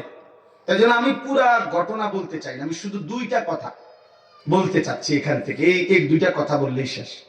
এক নাম্বার হলো, আপনারা মেরাজের বিষয়টা সবাই জানেন যে আল্লাহ তাআলা আমাদের প্রিয় নবী সাল্লাল্লাহু আলাইহি সাল্লামকে সর্বোচ্চ একটি মর্যাদা দান করেছেন, যে জমিন থেকে 7 আসমানেরও কোটি কোটি গুণ ঊর্ধ্বে মহান আল্লাহ পাক তার আরশে আজিমের মেহমান করে নবী সাল্লাল্লাহু আলাইহি সাল্লামকে যেই রাত্রে নিয়েছিলেন, আরশে আজিমের মেহমান বানাইছেন, সেখানে নবী সাল্লাল্লাহু আলাইহি সাল্লামের সাথে একান্তে আলাপ করে সাক্ষাৎ প্রদান করে আবার দুনিয়ার জমিনে মক্কায় নবীজি ফেরত আসছেন। এই ঘটনাটাকেই মেরাজের ঘটনা বলে নাকি? এটার দুইটা অংশ, একটা হলো মক্কার জমিন থেকে জিব্রাইল বুরাকে চড়িয়ে মসজিদে হারাম, এই যে আমাদের আল্লাহর ঘর কালো গিলাফের যে কাবা, এই কাবা ঘরের চারপাশে যে মসজিদটা কাবা ঘরকে কেন্দ্র করে, এটাকেই বলে মসজিদে হারাম। এইখান থেকে আজকের যে ফিলিস্তিন, এই ফিলিস্তিনের একটি গুরুত্বপূর্ণ এলাকা জেরুজালেম, বাইতুল মুকাদ্দাস এলাকা, যেখানে মুসলমানদের পবিত্র প্রথম কিবলা মসজিদে আকসা, একটি গুরুত্বপূর্ণ মসজিদ এই ফিলিস্তিন। মনে রাখবেন, এই যেখানে ইসরায়েলের ইহুদি কুত্তারা প্রতিনিয়ত হামলা করে, এই ফিলিস্তিন, এই ইসরায়েলের আক্রমণ করছে, যেখানে এই বাইতুল মুকাদ্দাস মসজিদে আকসা, সেটা মুসলমানদের প্রথম কিবলা এবং আল্লাহর এই সৃষ্টির ইতিহাসে গুরুত্বপূর্ণ একটি মসজিদ হলো মসজিদে আকসা। প্রথম গুরুত্বপূর্ণ শ্রেষ্ঠ মসজিদ মসজিদে হারাম মক্কা নগরী, দ্বিতীয় শ্রেষ্ঠতম মসজিদ মসজিদে নববী, যেখানে রাসূলুল্লাহ সাল্লাল্লাহু আলাইহি সাল্লামের রওজা শরীফ, আর 3 নম্বর হলো এই মসজিদে আকসা, যেটা ফিলিস্তিন। এখানে আমাদের প্রথম কিবলা। নবী সাল্লাল্লাহু আলাইহি সাল্লাম মেরাজের রাতে এখানে গেছেন। ১.৫ লক্ষ আম্বিয়ায়ে কেরাম, আদম থেকে ঈসা, সমস্ত নবী এই মসজিদে একত্রিত হয়েছেন। আমাদের নবী সাল্লাল্লাহু আলাইহি সাল্লাম ইমামতি করছেন, নবীরা ওনার পিছনে নামাজ আদায় করছেন। আমার বলার উদ্দেশ্য হলো মসজিদে আকসা কত বড় সৌভাগ্যবান, কত বড় আজিমুশান মর্যাদা সম্পন্ন, যে সমস্ত আম্বিয়ায়ে কেরাম মুসল্লি, আমাদের নবী ইমাম। আচ্ছা, ওই মুহূর্তটা কেমন দেখা গেছে মসজিদে? কারবারটা কি? আল্লাহু আকবার, আল্লাহু আকবার। তো এত আম্বিয়ায়ে কেরামের পবিত্র কদমের জন্য যে মসজিদ, সেটাই ফিলিস্তিনে, সেটাই মসজিদে আকসা, সেটাই মসজিদে আকসা। এই জন্য একটা কথা ফাঁকে বলে রাখি, প্রিয় নওজওয়ান ভাই, মনে রাখবেন, আপনারা যতদিন আল্লাহ আপনাদেরকে হায়াতে বাঁচায়, আপনাদের কাছে আমাদের বিনীত অনুরোধ, নওজওয়ান, কিশোর নওজওয়ান, তোমাদের কাছে দিলের দরদের শেষ আবদার, বন্ধু, মনে রাখবা, ফিলিস্তিনকে কোনোদিন ভোলা যাবে না। ফিলিস্তিন শুধু পৃথিবীর নির্যাতিত মুসলমানদের একটি দেশ না, ফিলিস্তিন সেই জায়গা যেখানে আমার প্রথম কিবলা, ফিলিস্তিন সেই জায়গা যেখানে আমার প্রিয় নবী সাল্লাল্লাহু আলাইহি সাল্লামের পবিত্র কদম পড়ছে, ফিলিস্তিন সেই জায়গা যেখানে ১.৫ লক্ষ আম্বিয়ায়ে কেরাম তাদের পবিত্র কদম দ্বারা ধন্য করেছে। আল্লাযী বারাকনা হাওলাহু, ওই যে আয়াত পড়ছি, আল্লাহ বলছে মসজিদে আকসা ওই মসজিদ যার চারিদিকে আমি আল্লাহ তাআলা অগণিত বরকত রেখে দিয়েছি, বরকত রেখেছি। এজন্য মসজিদে আকসাকে মুমিন ভুলতে পারবে না, আমরা ভুলতে পারবো না। ফিলিস্তিন আমাদের হৃদয়ের অংশ, ফিলিস্তিন আমাদের দ্বীনের অংশ, ফিলিস্তিন আমাদের কলিজার ভালোবাসার অংশ। এটা মনে রাখতে হবে, মনে রাখতে হবে। এই জন্য ইনশাআল্লাহ আমরা দিল থেকে নিয়ত করি, দোয়াও করি এবং বিশ্বাস করি, ইয়াকিন করি, ইনশাআল্লাহ আজ কিংবা কাল ইসরায়েলের কুত্তারা একদিন না একদিন হেরেই যাবে, চূড়ান্ত ফিলিস্তিনের বিজয় হবেই হবে ইনশাআল্লাহ। কোনো সন্দেহ নাই, মনে রাখো, কোনো সন্দেহ নাই। জালেম টেকে না, সময়ের ব্যবধানে জালেম পরাজিত হয়ই হয়, মহান আল্লাহর এটা ফয়সালা। জালেম কোনোদিনও টিকে না, কোন জালেম পৃথিবীতে টিকে নাই, নতুন করে এই ইসরায়েলের এই জালেমরাও টিকবে না, মনে রাখ, এটা পৃথিবীর ইতিহাস। সেই নূহ আলাইহিস সালামের জামানার থেকে জালেম কোনদিন টিকে নাই। আজকের জালেম 24 সাল পর্যন্ত পৃথিবী দেখছে, জালেম টিকে নাই। 24 সালেও একবার 5ই আগস্টের জালেম পলাইছে, আরেকবার 8ই ডিসেম্বরে সিরিয়ায় আরেক জালেম পলাইছে। গত বছর যেহেতু 2 উইকেট পড়ছে, আরো উইকেট 2025 সালে পড়বে ইনশাআল্লাহ, ইনশাআল্লাহ, কোনো সন্দেহ নেই। এই জন্য ইসরায়েলের ওই বেনিয়ামিন নেতানিয়াহু ওই কুত্তার উইকেটটাও পড়ে যাবে ইনশাআল্লাহ, কোনো সন্দেহ নেই। এই জন্য কোনোভাবে ইমানদার হিসাবে ঘাবড়াইতে নাই, মুসলমান হতাশার কিচ্ছু নাই। বিজয় মুসলমানেরই হবে ইনশাআল্লাহ, বিজয় ইসলামেরই হবে সারা পৃথিবীতে। পৃথিবীর হিসাব এখন এটাই, আমরাই এখন সিরিয়ালে, আল্লাহ তাআলা কোরআনুল কারীমে বলছে ওয়াতিলকাল আইয়ামু নুদাবিলুহা বাইনান নাস, আমি মানুষের অবস্থার পরিবর্তন করি, আমি দিন বদলাই। এজন্য আজকে 100 বছরের বেশি আমরা মুসলমান সারা পৃথিবীতে নির্যাতিত, মজলুম, আমাদের রক্ত ঝরছে সারা পৃথিবীতে, মুসলমানের রক্তে আল্লাহর জমিন লাল হয়েছে। ইনশাআল্লাহ বলা যায় এবার আল্লাহ পাক অবস্থার পরিবর্তন করবেন। এই পরিবর্তনে এবার সিরিয়ালে ইসলামের বিজয় ইনশাআল্লাহ। আফগান যেহেতু কালেমার পতাকা উঠছে, সিরিয়াতে যেহেতু কালেমার পতাকা উড়েছে, ইনশাআল্লাহ সারা পৃথিবীতে কালেমার পতাকা উড়বে। দিল্লির লাল কেল্লাতেও কালেমার পতাকা উড়বে, বাংলার সবুজ জমিনেও কালেমার পতাকা উড়বে কোন সন্দেহ নেই। কারোর ষড়যন্ত্রে ইসলাম নিশ্চিহ্ন হবে না, ইসলাম নিশ্চিহ্ন হবে না। এই জন্য কিশোর নওজোয়ান অনুরোধ করলাম, প্রিয় বন্ধু, নিজেরে নষ্ট করো না, নিজেরে নষ্ট করো না বন্ধু, নিজেরে বরবাদ করে দিও না সামান্য নারীর জন্য, ছবির জন্য, অশ্লীল এই দৃশ্যের জন্য, একটা মোবাইলের পিছনে আসক্ত হইয়া। প্রিয় বন্ধু, আল্লাহকে বাদ দিও না বন্ধু, আল্লাহকে বাদ দিও না। ভুল করবা, বড় বেশি ভুল করবা, মনে রাখো বাপ, কোনদিন এই বন্ধুর কথা মনে পড়বে, ভুল করো না। একটা মোবাইলের জন্য, একটা নারীর জন্য, একটা হারাম নারীর প্রেমের জন্য এত সুন্দর জীবন শেষ করে দিও না। নারী এমনি মিলে যায়, যাকে আল্লাহ পুরুষ বানাইছেন তার জন্য আল্লাহ তাআলা হালাল বৈধ স্ত্রী আল্লাহ তাআলা সৃষ্টিগত ভাবে তৈরি করে রেখেছেন। এটা আল্লাহর ওয়াদা। তুমি কিত্তা পাগল হয়ে গেলা, তুমি পাগল হয়ে গেলা কেন? এই বাপ দাদা 14 গোষ্ঠী তো বিয়ে করে করে দুর্নীতি কথা কয় না, তো তুমি কেন কুত্তার মতো হয়ে গেলা? তুমি কারা দিন বেড়ি যাও, বলেন আপনি, ইনসাফের কথা বলেন। আমার দাদা দাদি তো একত্র না হলে তো তারপরের প্রজন্ম আসতো, তো আমার বাবা মা একত্র না হলে তারপরের জেনারেশন আসতো। তো স্বামী স্ত্রীর পবিত্র বন্ধন, এ তো পৃথিবীর প্রথম বন্ধন। পৃথিবীর প্রথম সম্পর্কের নাম কি? স্বামী স্ত্রী। বুঝেন নাই? আদম এবং হাওয়ার প্রথম এই সম্পর্কের নাম কি? তো তাইলে পৃথিবীর প্রথম সম্বন্ধ কি? স্বামী স্ত্রী। তাহলে এই সিরিয়ালে তো আল্লাহ বলছেন ওয়াবাত্তা মিনহুমা রিজালান কাসীরান ওয়া নিসাআ, আমি আল্লাহ এই দুই স্বামী স্ত্রীর মাধ্যমেই আমি পৃথিবীময় নারী এবং পুরুষ ছড়িয়ে দিলাম। তাইলে এভাবে তো চলছে, এটা তোমার জন্য মিলে যাবে ভাইয়া। আমাদের ছেলে পেলেদের সারাটা দিন মোবাইলের মধ্যে চোখ, রাত সারা রাত ছবি, নাচ, গান, আহা কেমনে নষ্ট করে দিলা জীবন। কি জন্য? একটা নারীর জন্য। তো সে তো মিলবে, একটু সবর করো, একটু সবর করো। এখন এবছর যারা ক্লাস 8-এ পড়ে, এমন কেউ আসেনি এনে ভাই, 8 ক্লাস 8-এ পড়ে, মাশাআল্লাহ একজন। তো তুমি এবার এসএসসি পরীক্ষাটা দিয়ে নাও। কথা বলেন না কেন?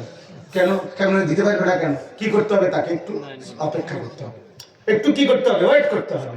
তো এবার এসএসসি পরীক্ষার্থী যারা এরকম কেউ আসেনি, হাত উঠাও ভাইয়া, হাত উঠাও। মাশাআল্লাহ, তো তুমি এবার অনার্স 4th ইয়ার দিয়ে নাও, ঠিক আছে? দিতে পারবে সে। এবার কি করতে হবে? তাকে একটু সবর করতে হবে। তাইলে বুঝা গেল একটু সবর করতে হয়। তো তুমি একটু সবর করো প্রিয় ভাই, মিলেই যাবে হালাল স্ত্রী।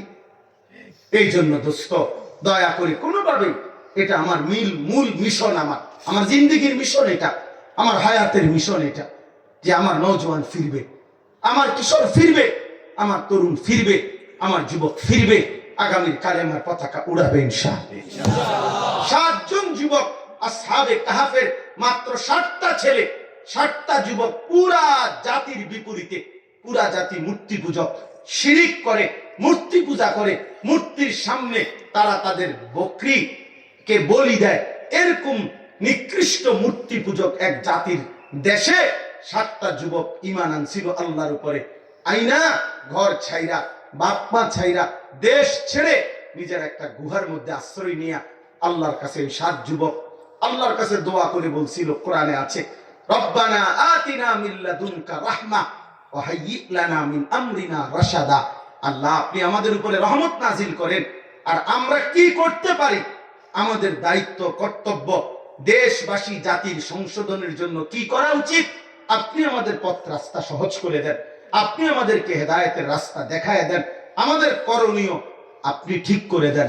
মহান আল্লাহ পাক, কোরআনুল কারীমে আছে, আল্লাহ পাক 7 যুবককে এত পছন্দ করছে, 7 যুবকের ঈমান আল্লাহ মহব্বত করে বলছে, যুবক তোমরা ইমান আমার পছন্দ হয়েছে, হিম্মত আমার পছন্দ হয়েছে, তোমরা ঘুমাও।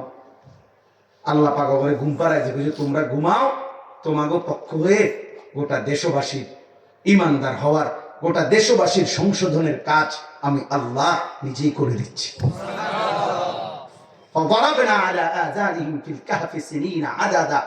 আল্লাহ বলেন আমি গুহার মধ্যে তাদেরকে ঘুম পাড়ায় দিলাম। 309 বছর পরে আমি আল্লাহ নিজেই ঘুম থেকে তুললাম। সুম্মা বাসনাহুম, আমি তাদেরকে কবর আরে ঘুম থেকে উঠাইলাম 309 বছর পর। উঠাইয়া আমি বললাম, যুবক এবার যাও মহল্লায় ঘুরো, গিয়া গিয়া দেখো। মহল্লায় ঘুরে দেখে ছেলেরা পুরা জাতি ইমানদার, বাদশাহ ইমানদার। আমি সংক্ষেপে কইলাম নাকি? যুবকের ইমান আল্লাহর পছন্দ, নওজোয়ান হিম্মত করলে আল্লাহর পছন্দ, আল্লাহর পছন্দ। এই জন্য দোস্ত অনুরোধ করছি, মসজিদে আকসাকে যেন আমরা ভুলে না যাই, আল্লাহকে যেন ভুলে না যাই। ফিলিস্তিন আমাদের হৃদয়ের অংশ, ফিলিস্তিন আমাদের কলিজার অংশ। আল্লাহ তাআলা আমাদের ফিলিস্তিনকে আমাদের চোখেই যেন বিজয়ের পতাকা উঠতে দেখি, আমরা বলি আমিন। তো প্রিয় ভাই, সেখান থেকে আল্লাহ তাআলা 7 আসমানের ঊর্ধ্বে আল্লাহ তাআলার আরশে আজিমের মেহমান বানাইছেন নবীজিকে। তো দুইটা কথা কি বলতে চাইছি। এক নাম্বার কথাটা বলতে চাইছি, এই মেরাজে নবীজিকে আল্লাহ তাআলা কেন নিলেন।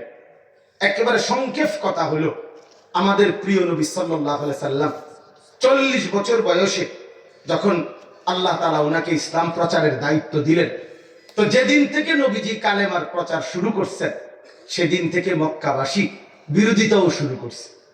একটানা 10 বছর নবীজি মক্কায় আল্লাহ নবী সাল্লাল্লাহু আলাইহি সাল্লাম কালেমার প্রচার করছেন, কাফেররা বিরোধিতা করছে।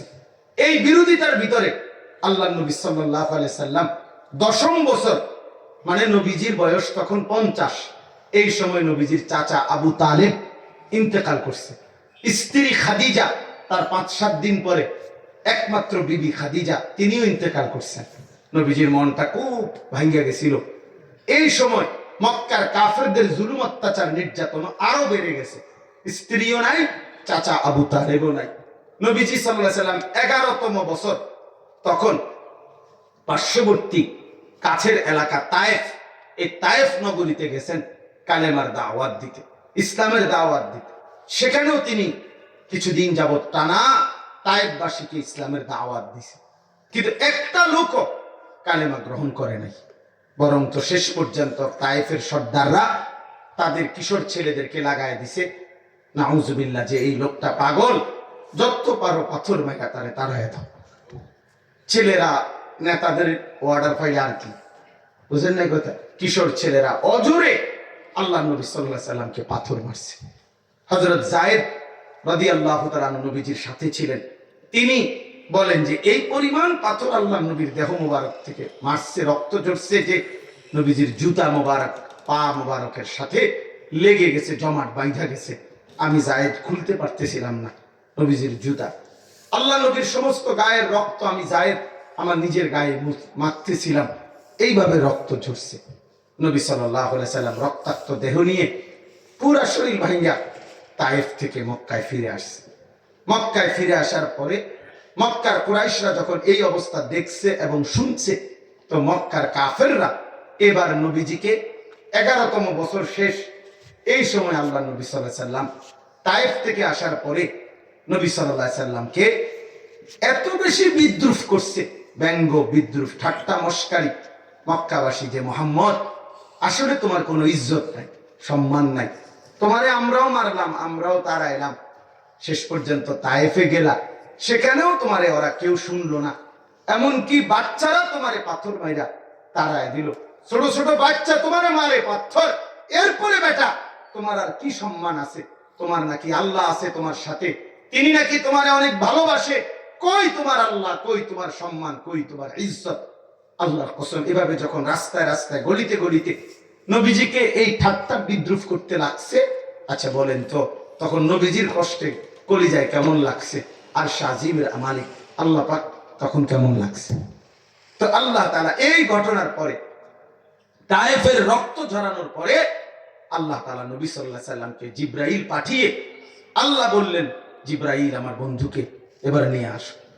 আমার বন্ধু অনেক অপমান সয়েছে, দ্বীনের জন্য অনেক কোরবানি করছে। আমি আমার বন্ধুর চোখের পানি, রক্তের ফোঁটা আমি দেখছি। আমার আরশে আজিমে নিয়ে আসো, আমি বন্ধুর রক্ত মুছে দেব, চোখের পানি মুছে দেব। ইজ্জত আর সম্মান কাকে বলে পৃথিবীবাসীকে আমি আল্লাহ দেখায় দেব। এই জন্য জিব্রাইল আলাইহিস সালামকে দিয়ে আরশে আজিমে আল্লাহ তাআলা নবী সাল্লাল্লাহু আলাইহি সাল্লামকে মেরাজে নিলেন, নিয়ে বললেন, বন্ধু এই এখন আপনাকে যেখানে রাখলাম, আনলাম, আপনার কদমের নিচে আমার গোটা সৃষ্টি, গোটা সৃষ্টি আমার আপনার কদমের নিচে। আপনি আমার সব সৃষ্টির উপরে, এর উপরে আর আছে শুধু আমি আল্লাহ, আর কোন সৃষ্টি নাই। অতএব এখন থেকে আপনি বুঝে নেন, আপনার মর্যাদা হলো আমি আল্লাহর পরে আমার সমস্ত সৃষ্টির উপরে আপনি মর্যাদা পান। সুবহানাল্লাহ। বাদাস খুদা বুজুর্গ তুই কিসসায়ে মুখতাসার। আল্লাহর পরে সৃষ্টির উপরে আপনার মর্যাদা। বলেন আলহামদুলিল্লাহ। এই কথাটা বলছি একটা কথা। এটা কেন বললাম? এই কথাটা এই জন্য বলছি যে ইসলামের জন্য, দ্বীনের জন্য, আল্লাহর দ্বীনের জন্য যেই কোন রকমের কুরবানি, ত্যাগ স্বীকার যদি কেউ করে, তো আল্লাহ তাআলা তার নবীকে যেরকম ইজ্জত দিবেন, আল্লাহর কসম নবীর ঈমানদার উম্মতকে আল্লাহ তাআলা সেই ইজ্জত দান করবেন। এই জন্য এই সবকটা দেওয়ার জন্য যে আপনারা আপনাদের ঘর পরিবার নিয়ে ফিকির করবেন যে আমি এবং আমার ফ্যামিলি দ্বীন মানবো, ইসলাম মানবো, আল্লাহকে মানবো, আখিরাতকে মানবো। জীবনের যত বেইজ্জতি সমাজের কাছে, গ্রামের কাছে, মানুষের কাছে যত অপমানিত হতে হয় হলাম, কিন্তু আল্লাহকে ছাড়বো না, রাসূলকে ছাড়বো না, আখিরাতকে ছাড়বো না। তাহলে নিশ্চিত ইনশাআল্লাহ হাসরের ময়দানে আপনি বাদশা হবেন, বাদশা হবেন। কোরআন শরীফে আছে, ইন্নাল্লাযীনা আজরামু কানু মিনাল্লাযীনা আমানু ইয়াদহাকুন। আল্লাহ বলে আজকে কাফের, বেঈমান, নাফরমান দুনিয়াতে ঈমানদারকে দেখে হাসে। হুজুর দেখে পাবলিক হাসে। হুজুর বুঝে কি হুজুর? হ্যাঁ, আরে বেটা এত অল্প বয়সে দাড়ি রেখে গেছে, বেটা কিরে বুজুর্গ হয়ে গেছো, তাসবিহ হাতে নিচে বেচারা হয়তো তাসবিহ পড়ে, কি ব্যাপার বহুত বড় দরবেশ হয়ে গেছো মনে হয়। এই যে টিটকা, বুঝছেন না? তাসবিহ হাতে নিচে মাত্র কয় দরবেশ। আবার এর একটা মজার কথা আছে। এই ক্ষেত্রে হাকিমুল উম্মত মুজাদ্দিদুল মিল্লাত হযরত মাওলানা শাহ আশরাফ আলী থানভী রাহমাতুল্লাহর একজন বড় উচ্চ পদস্থ খলিফা ছিলেন, শাহ আব্দুল গনি ফুলপুরি রাহমাতুল্লাহ আলাইহ। ওনার এক মুরিদ হযরত যখন ওনাকে সবক দিবেন তাসবিহ, তো তাসবিহ সে হাতে নিচে পড়বে, তো মহল্লার কেউ কেউ ওনারা যখন বলছে কি রে দরবেশ হয়ে গেছো, হ্যাঁ অহনি তাসবিহ নিয়ে নিছো, তখন উনি আইসা আবার হযরতের কাছে আসছে। আইসা বলছে, হযরত আমারে লোকে মন্দ সন্দ বলে, টিটকারি করে। কাজে কি বলে? আমি যে তাসবিহ নিছি, আপনি বলছেন তাসবিহ পড়তে, আর আমার একবার দরবেশ হয়ে গেছো, এই জন্য আমার কাছে একটু লজ্জা লাগে, আসছি জিজ্ঞাসা করতে কি করতাম। এ তখন যারা কিশোর নওজোয়ান ভাই, তোমরা মনে রাখো, আল্লাহর দ্বীন মানে বিদ্রুপ করছে, কিন্তু উনি কি জবাব দিছে শোনেন। উনি বলছে মুরিদকে, তা শোনো, তাসবিহটা মাত্র তুমি নিছো, এখনো তো ভালো করে আমল করোই নাই, তা এর মধ্যেই তোমারে মানুষ দরবেশ বলছে। তাইলে তুমি যদি পূর্ণ আল্লাহর ইবাদত করো, জিকির আসকার করো, তাসবিহাত তেলাওয়াত করো, আদায় করো, তখন তোমাকে মানুষ কি পরিমাণ আল্লাহওয়ালা ভাববে। শুরু করতেই যখন তোমার দরবেশ মনে করছে, তো সামনে তোমার জন্য আরো উত্তম পরিচয় অপেক্ষা করছে। এক, দুই নম্বর হলো, যদি মনে করো দরবেশ বলাতে তুমি লজ্জা পাইছো, তো তুমি বলো তোমারে কি বলতো মানুষে? মানুষে দেখলে কি তোমার কইতো সোর? তো কি কইতো? মানুষে দেখলে যদি তোমারে বলতো যে কিরে তোরে যে দেখতে ফুটটা ঘরের মতো লাগে, তখন কি ভালো লাগতো নাকি? কিরে তোরে যে মনে হয় যেন গাঁজা খোর, হ্যাঁ বোতল খাই আইসো মনে হয় যেন, কথা বুঝেন নাকি? এই তাইলে তোরে কি দেখলেই বলতো যে তোমার যে দেখলে বাটফারের মতো লাগে, সিটারের মতো লাগে তোমার দিদি, তোমায় কি বলো এটা কইতো তোমারে? কয় না হযরত আমি। তখন তিনি বললেন, তাইলে বলো বাবা তোমারে তো দরবেশ বলছে, এনে অন্যায় কি বলছে? এই জন্য আমঘরে কেউ হুজুর বললে আমনে কোনো সমস্যা নাই। আমি ওই অনেক সময় বলি যে কোনো বেদাতি আমাদের কওমি মাদ্রাসার উলামায়ে কেরামকে ওয়াহাবি বলে, তা আমি অনেক সময় বলি যে তুমি আমগরে মিয়া ওয়াহাবি আল্লাহওয়ালা অর্থ। তো এইটা শুধু ওয়াহাবি না, আরো যদি পারো যে ওয়াহাবির দাদা, ওয়াহাবির চাচা, স্বাস্থ্য ভাই, জেডা, ফুলতা, মামা, খালু, যা মন চায় তাই বলো। তুমি প্রতিবার বললে আল্লাহর কাছে ইমানদারের মর্যাদা ততবার বাড়তে থাকবে ইনশাআল্লাহ, বাড়তেই থাকবে ইনশাআল্লাহ। এই জন্য বললাম যে আল্লাহ তাআলা, আল্লাহর দ্বীন মানলে, আল্লাহকে মেনে নিলে, আল্লাহর পথে আসলে ইনশাআল্লাহ প্রিয় ভাই, প্রিয় বাবা, আমাদের প্রত্যেককে আল্লাহ তাআলা দামি বানাবেন, ইজ্জতওয়ালা বানাবেন, সম্মানিত করবেন। অতএব আমরা প্রত্যেকে দ্বীন মানবো ইনশাআল্লাহ। সর্বশেষ কথা হলো, আল্লাহ নবী সাল্লাল্লাহু আলাইহি সাল্লাম মেরাজের ওই সম্মানিত রাতে আল্লাহর আরশে আজিমে গিয়ে যখন সম্মানিত হলেন, তখন নবীজি আল্লাহ পাককে বলছিলেন, মাওলা, আজ তো আপনি আমাকে সম্মান দিলেন, ইজ্জত দিলেন, কিন্তু আমার আবদার, আমার উম্মতের জন্য কিছু দিবেন না? তো ইনি সেই রাসূল যিনি জীবনের কোন জায়গায় কখনোই উম্মতকে একদিনের জন্য ভোলেন নাই, কখনোই ভোলেন নাই। আল্লাহ তাআলার কাছে আবদার করলেন, তো আল্লাহ তাআলা বললেন, বন্ধু আমি জানতাম আপনি এটা বলবেন, আমি এটা আগের থেকেই জানি, আপনি এক দরদি উম্মতের, এই জন্য আপনি যে বলবেন আমি জানি। এই জন্য বন্ধু শুনেন, গত 11টা বছর আমি আপনার কাছে জিবরাইল পাঠিয়ে শরীয়তের কত বিধান, কত আয়াত কোরআন নাজিল করছি, সব আমি জিবরাইলকে দিয়ে পাঠাইছি। কিন্তু বিশ্বাস করেন বন্ধু, আজ 11টি বছর আমি একটি আমল আমি আল্লাহ নিজের কাছে রাখছি। আমি ইচ্ছা করেই সিদ্ধান্ত নিয়ে রাখছিলাম, যেদিন আপনাকে এই আরশে আজিমে সর্বশ্রেষ্ঠ মর্যাদার মাকাম স্থানে আপনাকে আনবো, সেদিনই আমি আল্লাহ সেই সর্বশ্রেষ্ঠ আমলটা আমি নিজ কুদরতি হাতে আপনার হাতে তুলে দেব। আর সেটাই হলো ধরেন 5 ওয়াক্ত নামাজের হাদিয়া। এটা আমি আগেই সিদ্ধান্ত নিয়ে রাখছি, আপনার মর্যাদা যেদিন সর্বশ্রেষ্ঠ মাকাম এখানে আনবো, সেদিন আমি আল্লাহ আমার কুদরতি হাতে, আপনার হাতে সর্বশ্রেষ্ঠ আমল নামাজ, এটা আপনার হাতে তুলে দেব। আজ সেটা নেন। এখানে জিবরাইল নাই, আমার কেউ নাই, আমি মাওলা নিজ হাতে তুলে দিলাম 5 ওয়াক্ত নামাজ। অতএব বন্ধু আমার, রাত গভীরে এই শেষ কথা, 5 ওয়াক্ত নামাজ এ আরশে আজিমের হাদিয়া। 5 ওয়াক্ত নামাজ মহান আল্লাহ পাক রব্বুল আলামিনের কুদরতি হাতে দেওয়া হাদিয়া। 5 ওয়াক্ত নামাজ আমাদের নবী সাল্লাল্লাহু আলাইহি সাল্লামকে যেদিন আল্লাহ সর্বশ্রেষ্ঠ সম্মান দিয়েছেন, সেদিনকার হাদিয়া, মেরাজের হাদিয়া।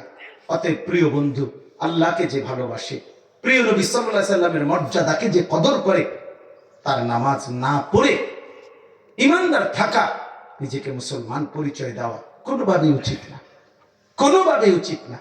এই জন্য এই শেষ বেলায় আমি অনুরোধ করছি, দোস্ত আমার, বন্ধু আমার, আমরা পাক্কা নিয়ত করি যে আমরা 5 ওয়াক্ত নামাজ পড়বো ইনশাআল্লাহ। আল্লাহ নবী সাল্লাল্লাহু আলাইহি সাল্লাম যেদিন পৃথিবী থেকে বিদায় নেয়, সেদিন আল্লাহ নবী সাল্লাল্লাহু আলাইহি সাল্লাম আম্মা জান আয়েশা, নবীজির স্ত্রীর বুকে মাথা রাখা অবস্থায় আল্লাহ নবী ইন্তেকাল করছেন।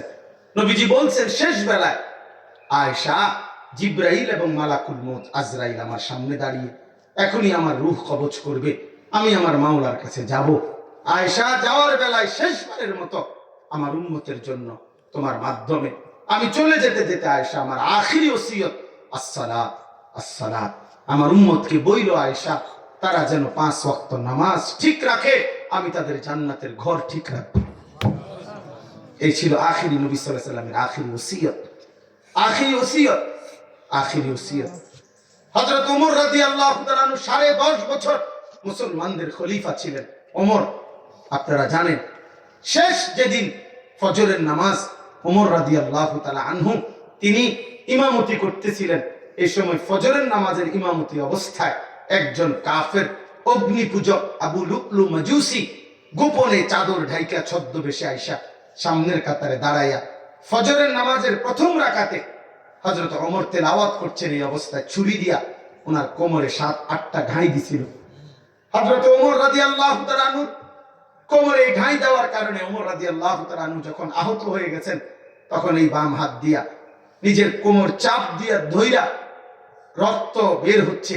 এই অবস্থায় প্রথম কাতারে হযরত আব্দুর রহমান ইবনে আউফ, বেহেশতের সুসংবাদ প্রাপ্ত একজন সাহাবী, এই উনাকে টাইনা ইমামের জায়গা দাঁড় করাইয়া হযরত ওমর এক পাশে সরে গিয়ে বলছে, আব্দুর রহমান, আল্লাহর কসম আগে ফজরের নামাজ শেষ করো, এরপরে আমারে ধইর।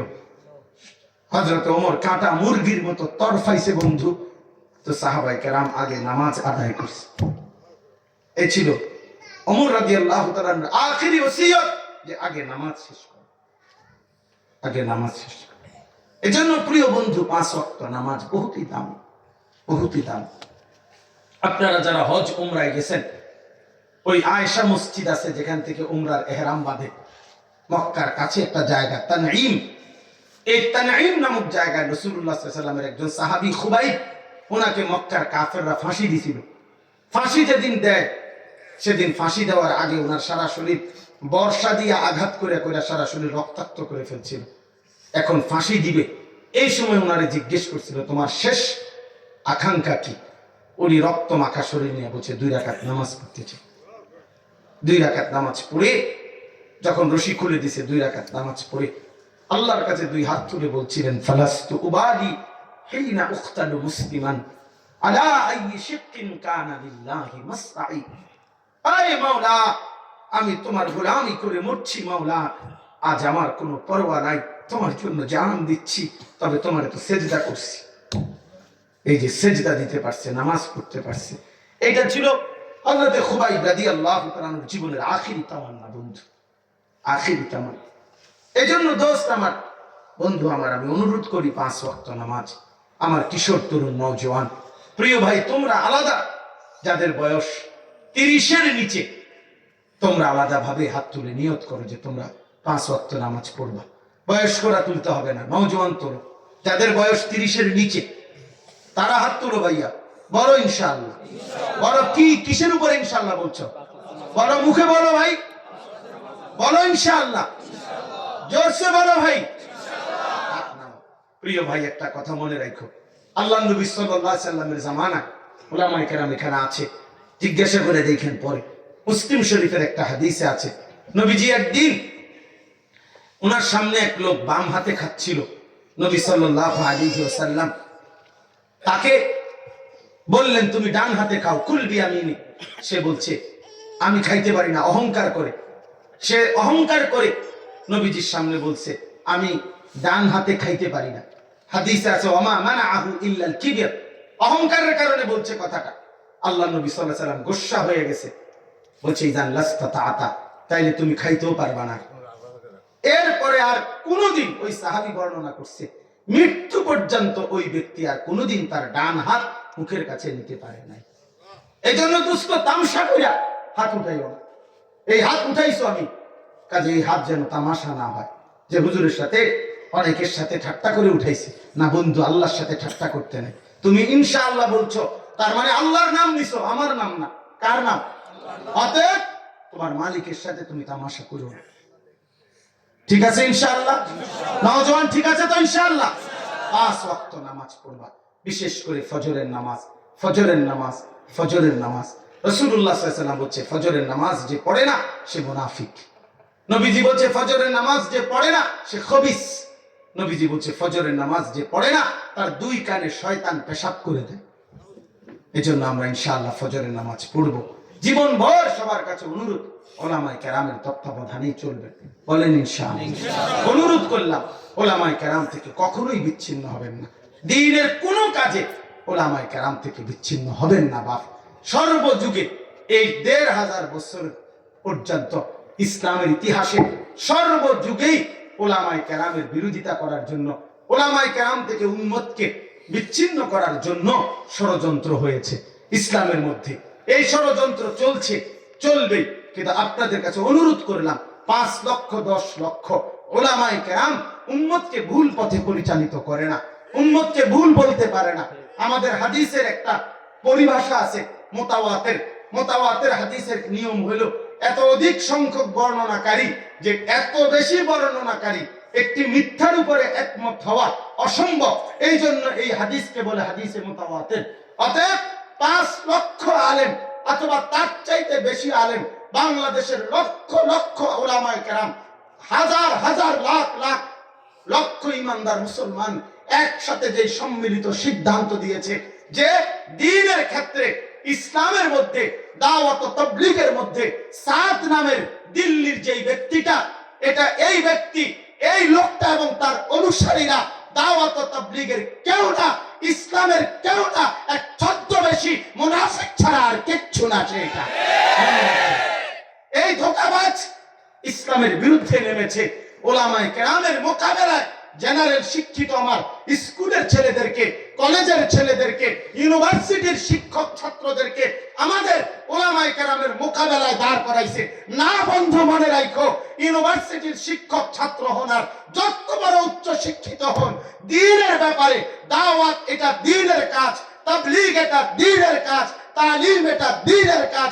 এই দ্বীনি কাজে ওলামায়ে কেরামের মোকাবেলায় দাঁড়াইয়া আপনারা জেনারেল শিক্ষিতরা টিকবেন না, টিকবেন না, টিকবেন না, জানতেন না। এটা বিল্ডিং বানালি না, এটা প্যারাসিটামল ওষুধ না, এটা দ্বীন, এটা ইসলাম, এটা দ্বীনি কাজ। অতএব দাওয়াত ও তাবলীগ একটি বিচ্ছিন্ন বিষয়, কওমি মাদ্রাসা একটা বিচ্ছিন্ন বিষয়। এটা কশ্চিন কালেও কোন পাগলেও বিশ্বাস করবে না। ওলামায়ে কেরাম আমরা এক ধরনের, আমরা আলাদা, তাবলীগের লোক আলাদা। তাবলীগ কি সাদের দেশে কিতা নাকি? কথা বলেন না কেন? তাহলে আমরা এটা কিতা বুঝাইতে চান? আমরা তাবলীগের কেউ না, তাবলীগ তোমার বাপের, তাবলীগের আমরা কেউ না। ওলামায়ে কেরাম আমরা হয়ে গেলাম তৃতীয় পক্ষ। আল্লামা মামুনুল হক হয়ে গেল তৃতীয় পক্ষ। গত 16টি বছর ধরে জালেমের মোকাবেলা করলো যিনি, অতন্দ্র প্রহরের মতো উম্মতের সামনে গর্জে দাঁড়াইলো যিনি, তারে এখন চেনো না? না, ভুল করলেন। যারা চিনলেন না তারা ভুল করলেন, ভুল করলেন। আজ কিংবা কাল সাদের ভণ্ডামি আপনাদের কাছে স্পষ্ট হবে, কোনো সন্দেহ নেই। অতএব এই ব্যক্তি মনে রাখবেন, এটা কোনো জায়গা জমি ঠেলাঠেলি না, এটা ইমানের প্রশ্ন, ইসলামের প্রশ্ন। রাসূলুল্লাহ সাল্লাল্লাহু আলাইহি সাল্লামের পূর্ববর্তী নবীদের বিরুদ্ধে যিনি কথা বলে, সাহাবায়ে কেরামের বিরুদ্ধে যিনি কথা বলে, ইসলামী আকীদার বিরুদ্ধে যিনি কথা বলে, তিনি দাওয়াত ও তাবলীগের কেউ হইতে পারে না, কোনোভাবেই না। আমরা তাবলীগের দুই গ্রুপ না, তাবলীগ একটাই। তাবলীগ কয়টা? একটাই। বিশ্ব ইজতেমা 31শে জানুয়ারি, 1 ফেব্রুয়ারি, 2 ফেব্রুয়ারি। বলেন ইনশাআল্লাহ, বলেন আলহামদুলিল্লাহ। বিশ্ব ইজতেমা আগেও একটাই ছিল, এখনো একটাই হবে। কয়টা হবে? একটা। কয় তারিখ? 31শে জানুয়ারি। বলেন 1 ফেব্রুয়ারি। বলেন 2 ফেব্রুয়ারি। বলেন। মনে রাখবেন, এই মসজিদে 1:30-এ জোহরের নামাজের জামাত, এটা লেখা আছে, নিয়মিত হইতেও আছে। 1:50-এ 3-4 জন লোক আইছে, এরা আইয়া দেখছে জামাত পাইছে না, বা 2টা বাজে আইয়া এরা বারিন্দা অথবা কোনাকানি কোনহান দিয়ে জামাত করছে। কেন জামাত আরেকটা হইলো? ওরা মূলত 1টার জামাত পাইছে না, জামাত হয়ে গেছে, মসজিদে জামাত একটাই। এই জন্য বিশ্ব ইজতেমা একটাই। এখন 31 তারিখের বিশ্ব ইজতেমা যদি কেউ না পায়, পরে যদি কেউ কোথাও একত্র হয়, এটা কারণ হলো 1টার জামাত পাইছে না। বুঝছেন? মনে করেন আপনি কি পাইছেন না, 1টার জামাত পাইছেন না আর কি। হ্যাঁ, জামাত হয়ে গেছে 1টার সময়, আপনি অনাইয়া বারিন্দাতে একত্র হইলে আপনার বিষয়। আপনি বাইতেও পড়তেন পারেন, বারিন্দাতেও পড়তেন পারেন। অতএব 31শে জানুয়ারি, 1 ফেব্রুয়ারি, 2 ফেব্রুয়ারি বিশ্ব ইজতেমা। স্কুল, কলেজ, ইউনিভার্সিটির ভাইদেরকে, স্যারদেরকে, সবাইকে আমরা মহব্বত করি, সবাইকে মহব্বত করি, কিন্তু প্রত্যেকে এটা মনে রাখা উচিত, যার যেটা কাজ না, মূল জিম্মাদারি না, সে সেটার সমকক্ষতা দাবি করা উচিত না, উচিত না, উচিত না। এই জন্য এটা কখনোই হবে না, কখনোই টিকবে না। এটা নতুন ফিতনা না বলে আজকে হঠাৎ করে ইসলামে এই ফিতনা দেখা দিছে, না না। 1450 বছরে এমন আরো বহু ফিতনা আসছে, এক এক ফিতনা বঙ্গোপসাগরের ঢেউয়ের মতো আসছে, আবার পায়ে গিয়া মিলে গেছে। দেখতে মনে হয়েছে যে ঢেউ উড়ে এলাইব না, সাইডে আই আসতে সোজা হয়ে যায়। এই যে এরকম 2-4-5 বছরের ভিতরে, 10 বছরের ভিতরে সংখ্যালঘু হিসাবে সিফা সাফাত করে থাকবে। হ্যাঁ ইনশাআল্লাহ, কোনো সন্দেহ নাই, কোনো সন্দেহ নাই। দিন থাকবে, ইসলাম থাকবে, উলামায়ে কেরামও থাকবে ইনশাআল্লাহ। আল্লাহ তাআলা তৌফিক দান করেন, আল্লাহ আমাদেরকে কবুল করেন। আজকের এই সুন্দর মাহফিলে আল্লাহ তাআলা ভরপুর বরকত দান করেন, আমিন। সুবহানাল্লাহি ওয়া বিহামদিহি, সুবহানাল্লাহ। কোন কথা? আলহামদুলিল্লাহি রাব্বিল আলামিন। اللهم أنت السلام ومنك السلام تباركت يا ذا الجلال والإكرام يا أرحم الراحمين يا أرحم الراحمين يا أرحم الراحمين ربنا ظلمنا أنفسنا وإن لم تغفر لنا وترحمنا لنكونن من الخاسرين ربنا آتنا في الدنيا حسنة وفي الآخرة حسنة وقنا عذاب النار رب ارحمهما كما ربياني صغيرا ربنا هب لنا من أزواجنا وذرياتنا قرة أعين واجعلنا للمتقين إماما مولاي كريم আপনি আমাদেরকে মাফ করে দেন, রব্বে করিম আপনি মাফ করে দেন, মেহেরবান মাওলা মাফ করে দেন। আয় আল্লাহ, বিগত জিন্দেগির সব ভুল ভ্রান্তি মাফ করে দেন, আগামী জিন্দেগি সুন্দর করে দেন, ঈমান আমলের দৌলত দান করেন, ইজ্জত আফিয়ত দান করেন, তাকওয়া তাহারত দান করেন, হিম্মত ইস্তেকামত দান করেন, দ্বীনের উপরে থাকার চলার তৌফিক দান করেন, দ্বীনের বুঝ দান করেন। আয় আল্লাহ, কোরআনের বুঝ দান করেন, হিদায়াতের রাস্তা উন্মোচিত করে দেন। আল্লাহুম্মা আরিনাল হাক্কা হাক্কা ওয়ারযুকনা ইত্তিবাআ ওয়া আরিনাল বাতিলা বাতিলা ওয়ারযুকনা ইজতিনাবা। আয় আল্লাহ, আপনি মাফ করে দেন, সমস্ত কবরবাসীদেরকে মাফ করে দেন, কিয়ামত পর্যন্ত কবরের আযাব মাফ করে দেন, কবরগুলোকে জান্নাতের টুকরা বানিয়ে দেন। আয় আল্লাহ, আমরা যারা বেঁচে আছি আমাদের জিন্দেগি সুন্দর করে দেন, আগামী জীবন কাজে লাগাবার তৌফিক দান করেন। আমার কিশোর তরুণ নওজওয়ানদেরকে ফেরায়া দেন, আমার নওজওয়ানদেরকে ঈমান আমলওয়ালা বানিয়ে দেন, তাকওয়াওয়ালা বানিয়ে দেন। আগামীর পৃথিবী ইসলামের জন্য আল্লাহ এই নওজওয়ানদেরকে কবুল করে দেন, এই যুবকদেরকে কবুল করে নেন। সেজদাওয়ালা কপাল বানিয়ে দেন, কাঁদনেওয়ালা চোখ বানিয়ে দেন, জিকিরওয়ালা জবান বানিয়ে দেন, মহব্বতওয়ালা দিন বানিয়ে দেন, সুন্নতওয়ালা জীবন বানিয়ে দেন। অসুস্থ বিমারি যারা শিফা করে দেন, প্রত্যেকের কামাই রুজিতে হালাল বরকত দান করেন। শহরে বন্দরে গ্রামে গঞ্জে দেশে বিদেশে প্রবাসে যে যেখানে আছে সহি সালামতে নিরাপদে রাখেন মাওলা। প্রত্যেকের নেক মাকসাদ পূরণ করে দেন, অভাব দূর করে দেন, সংসারে সুখ দান করেন, শান্তি দান করেন, স্ত্রী সন্তান দিয়ে নেক জীবন দান করেন। আল্লাহ, স্ত্রী সন্তানকে দিনদার বানিয়ে দেন, নাফরমান সন্তান দিয়েন না মাওলা, বেনামাজি সন্তান দিয়েন না মাওলা, বেপর্দা স্ত্রী কন্যা দিয়েন না মাওলা। আল্লাহ, পরিবারের সদস্যদের কারণে অপমানিত করেন না, বেইজ্জতি করেন না। আয় আল্লাহ, আমাদের প্রত্যেককে মাফ করে দেন, মা বোনদেরকে পর্দা পুশিদা দান করেন, আমার বাবা চাচা বয়স্কদেরকে আরো বেশি নেক আমলের তৌফিক দান করেন। অনেক শ্রদ্ধেয় উলামায়ে কেরাম এখানে বসেছেন মাওলা, সমস্ত উলামায়ে কেরামকে কবুল করে নেন। উলামায়ে কেরামের ইজ্জত আজমত উম্মতের কলিজার মধ্যে আরো বাড়ায়া দেন, আরো বাড়ায়া দেন, আরো বাড়িয়ে দেন। আল্লাহুম্মা জিদ ফাজিদ, আল্লাহুম্মা জিদ ফাজিদ। আয় আল্লাহ, দাওয়াত ও তাবলীগের মহান এই মেহনতকে আপনি কবুল করে নেন। আল্লাহ, ইলিয়াস রাহমাতুল্লাহর প্রতি ফোঁটা চোখের পানি বিফলে যেন না যায় মাওলা। আল্লাহ, ফিতনাবাজদের থেকে দাওয়াত ও তাবলীগকে হেফাজত করেন। 31 জানুয়ারি, 1 ফেব্রুয়ারি, 2 ফেব্রুয়ারির বিশ্ব ইজতেমা আপনি কবুল করে নেন। হর কিসমের ফিতনা থেকে, শারারত থেকে হেফাজত করেন। আয় আল্লাহ, অ্যাক্সিডেন্ট বিপদ দুর্ঘটনা থেকে হেফাজত করেন। রব্বির হামহুমা কামা রব্বায়ানি সগীরা। সুবহান রাব্বিকা রব্বিল ইজ্জাতি আম্মা ইয়াসিফুন ওয়া সালামুন আলাল মুরসালিন ওয়ালহামদুলিল্লাহি রাব্বিল আলামিন।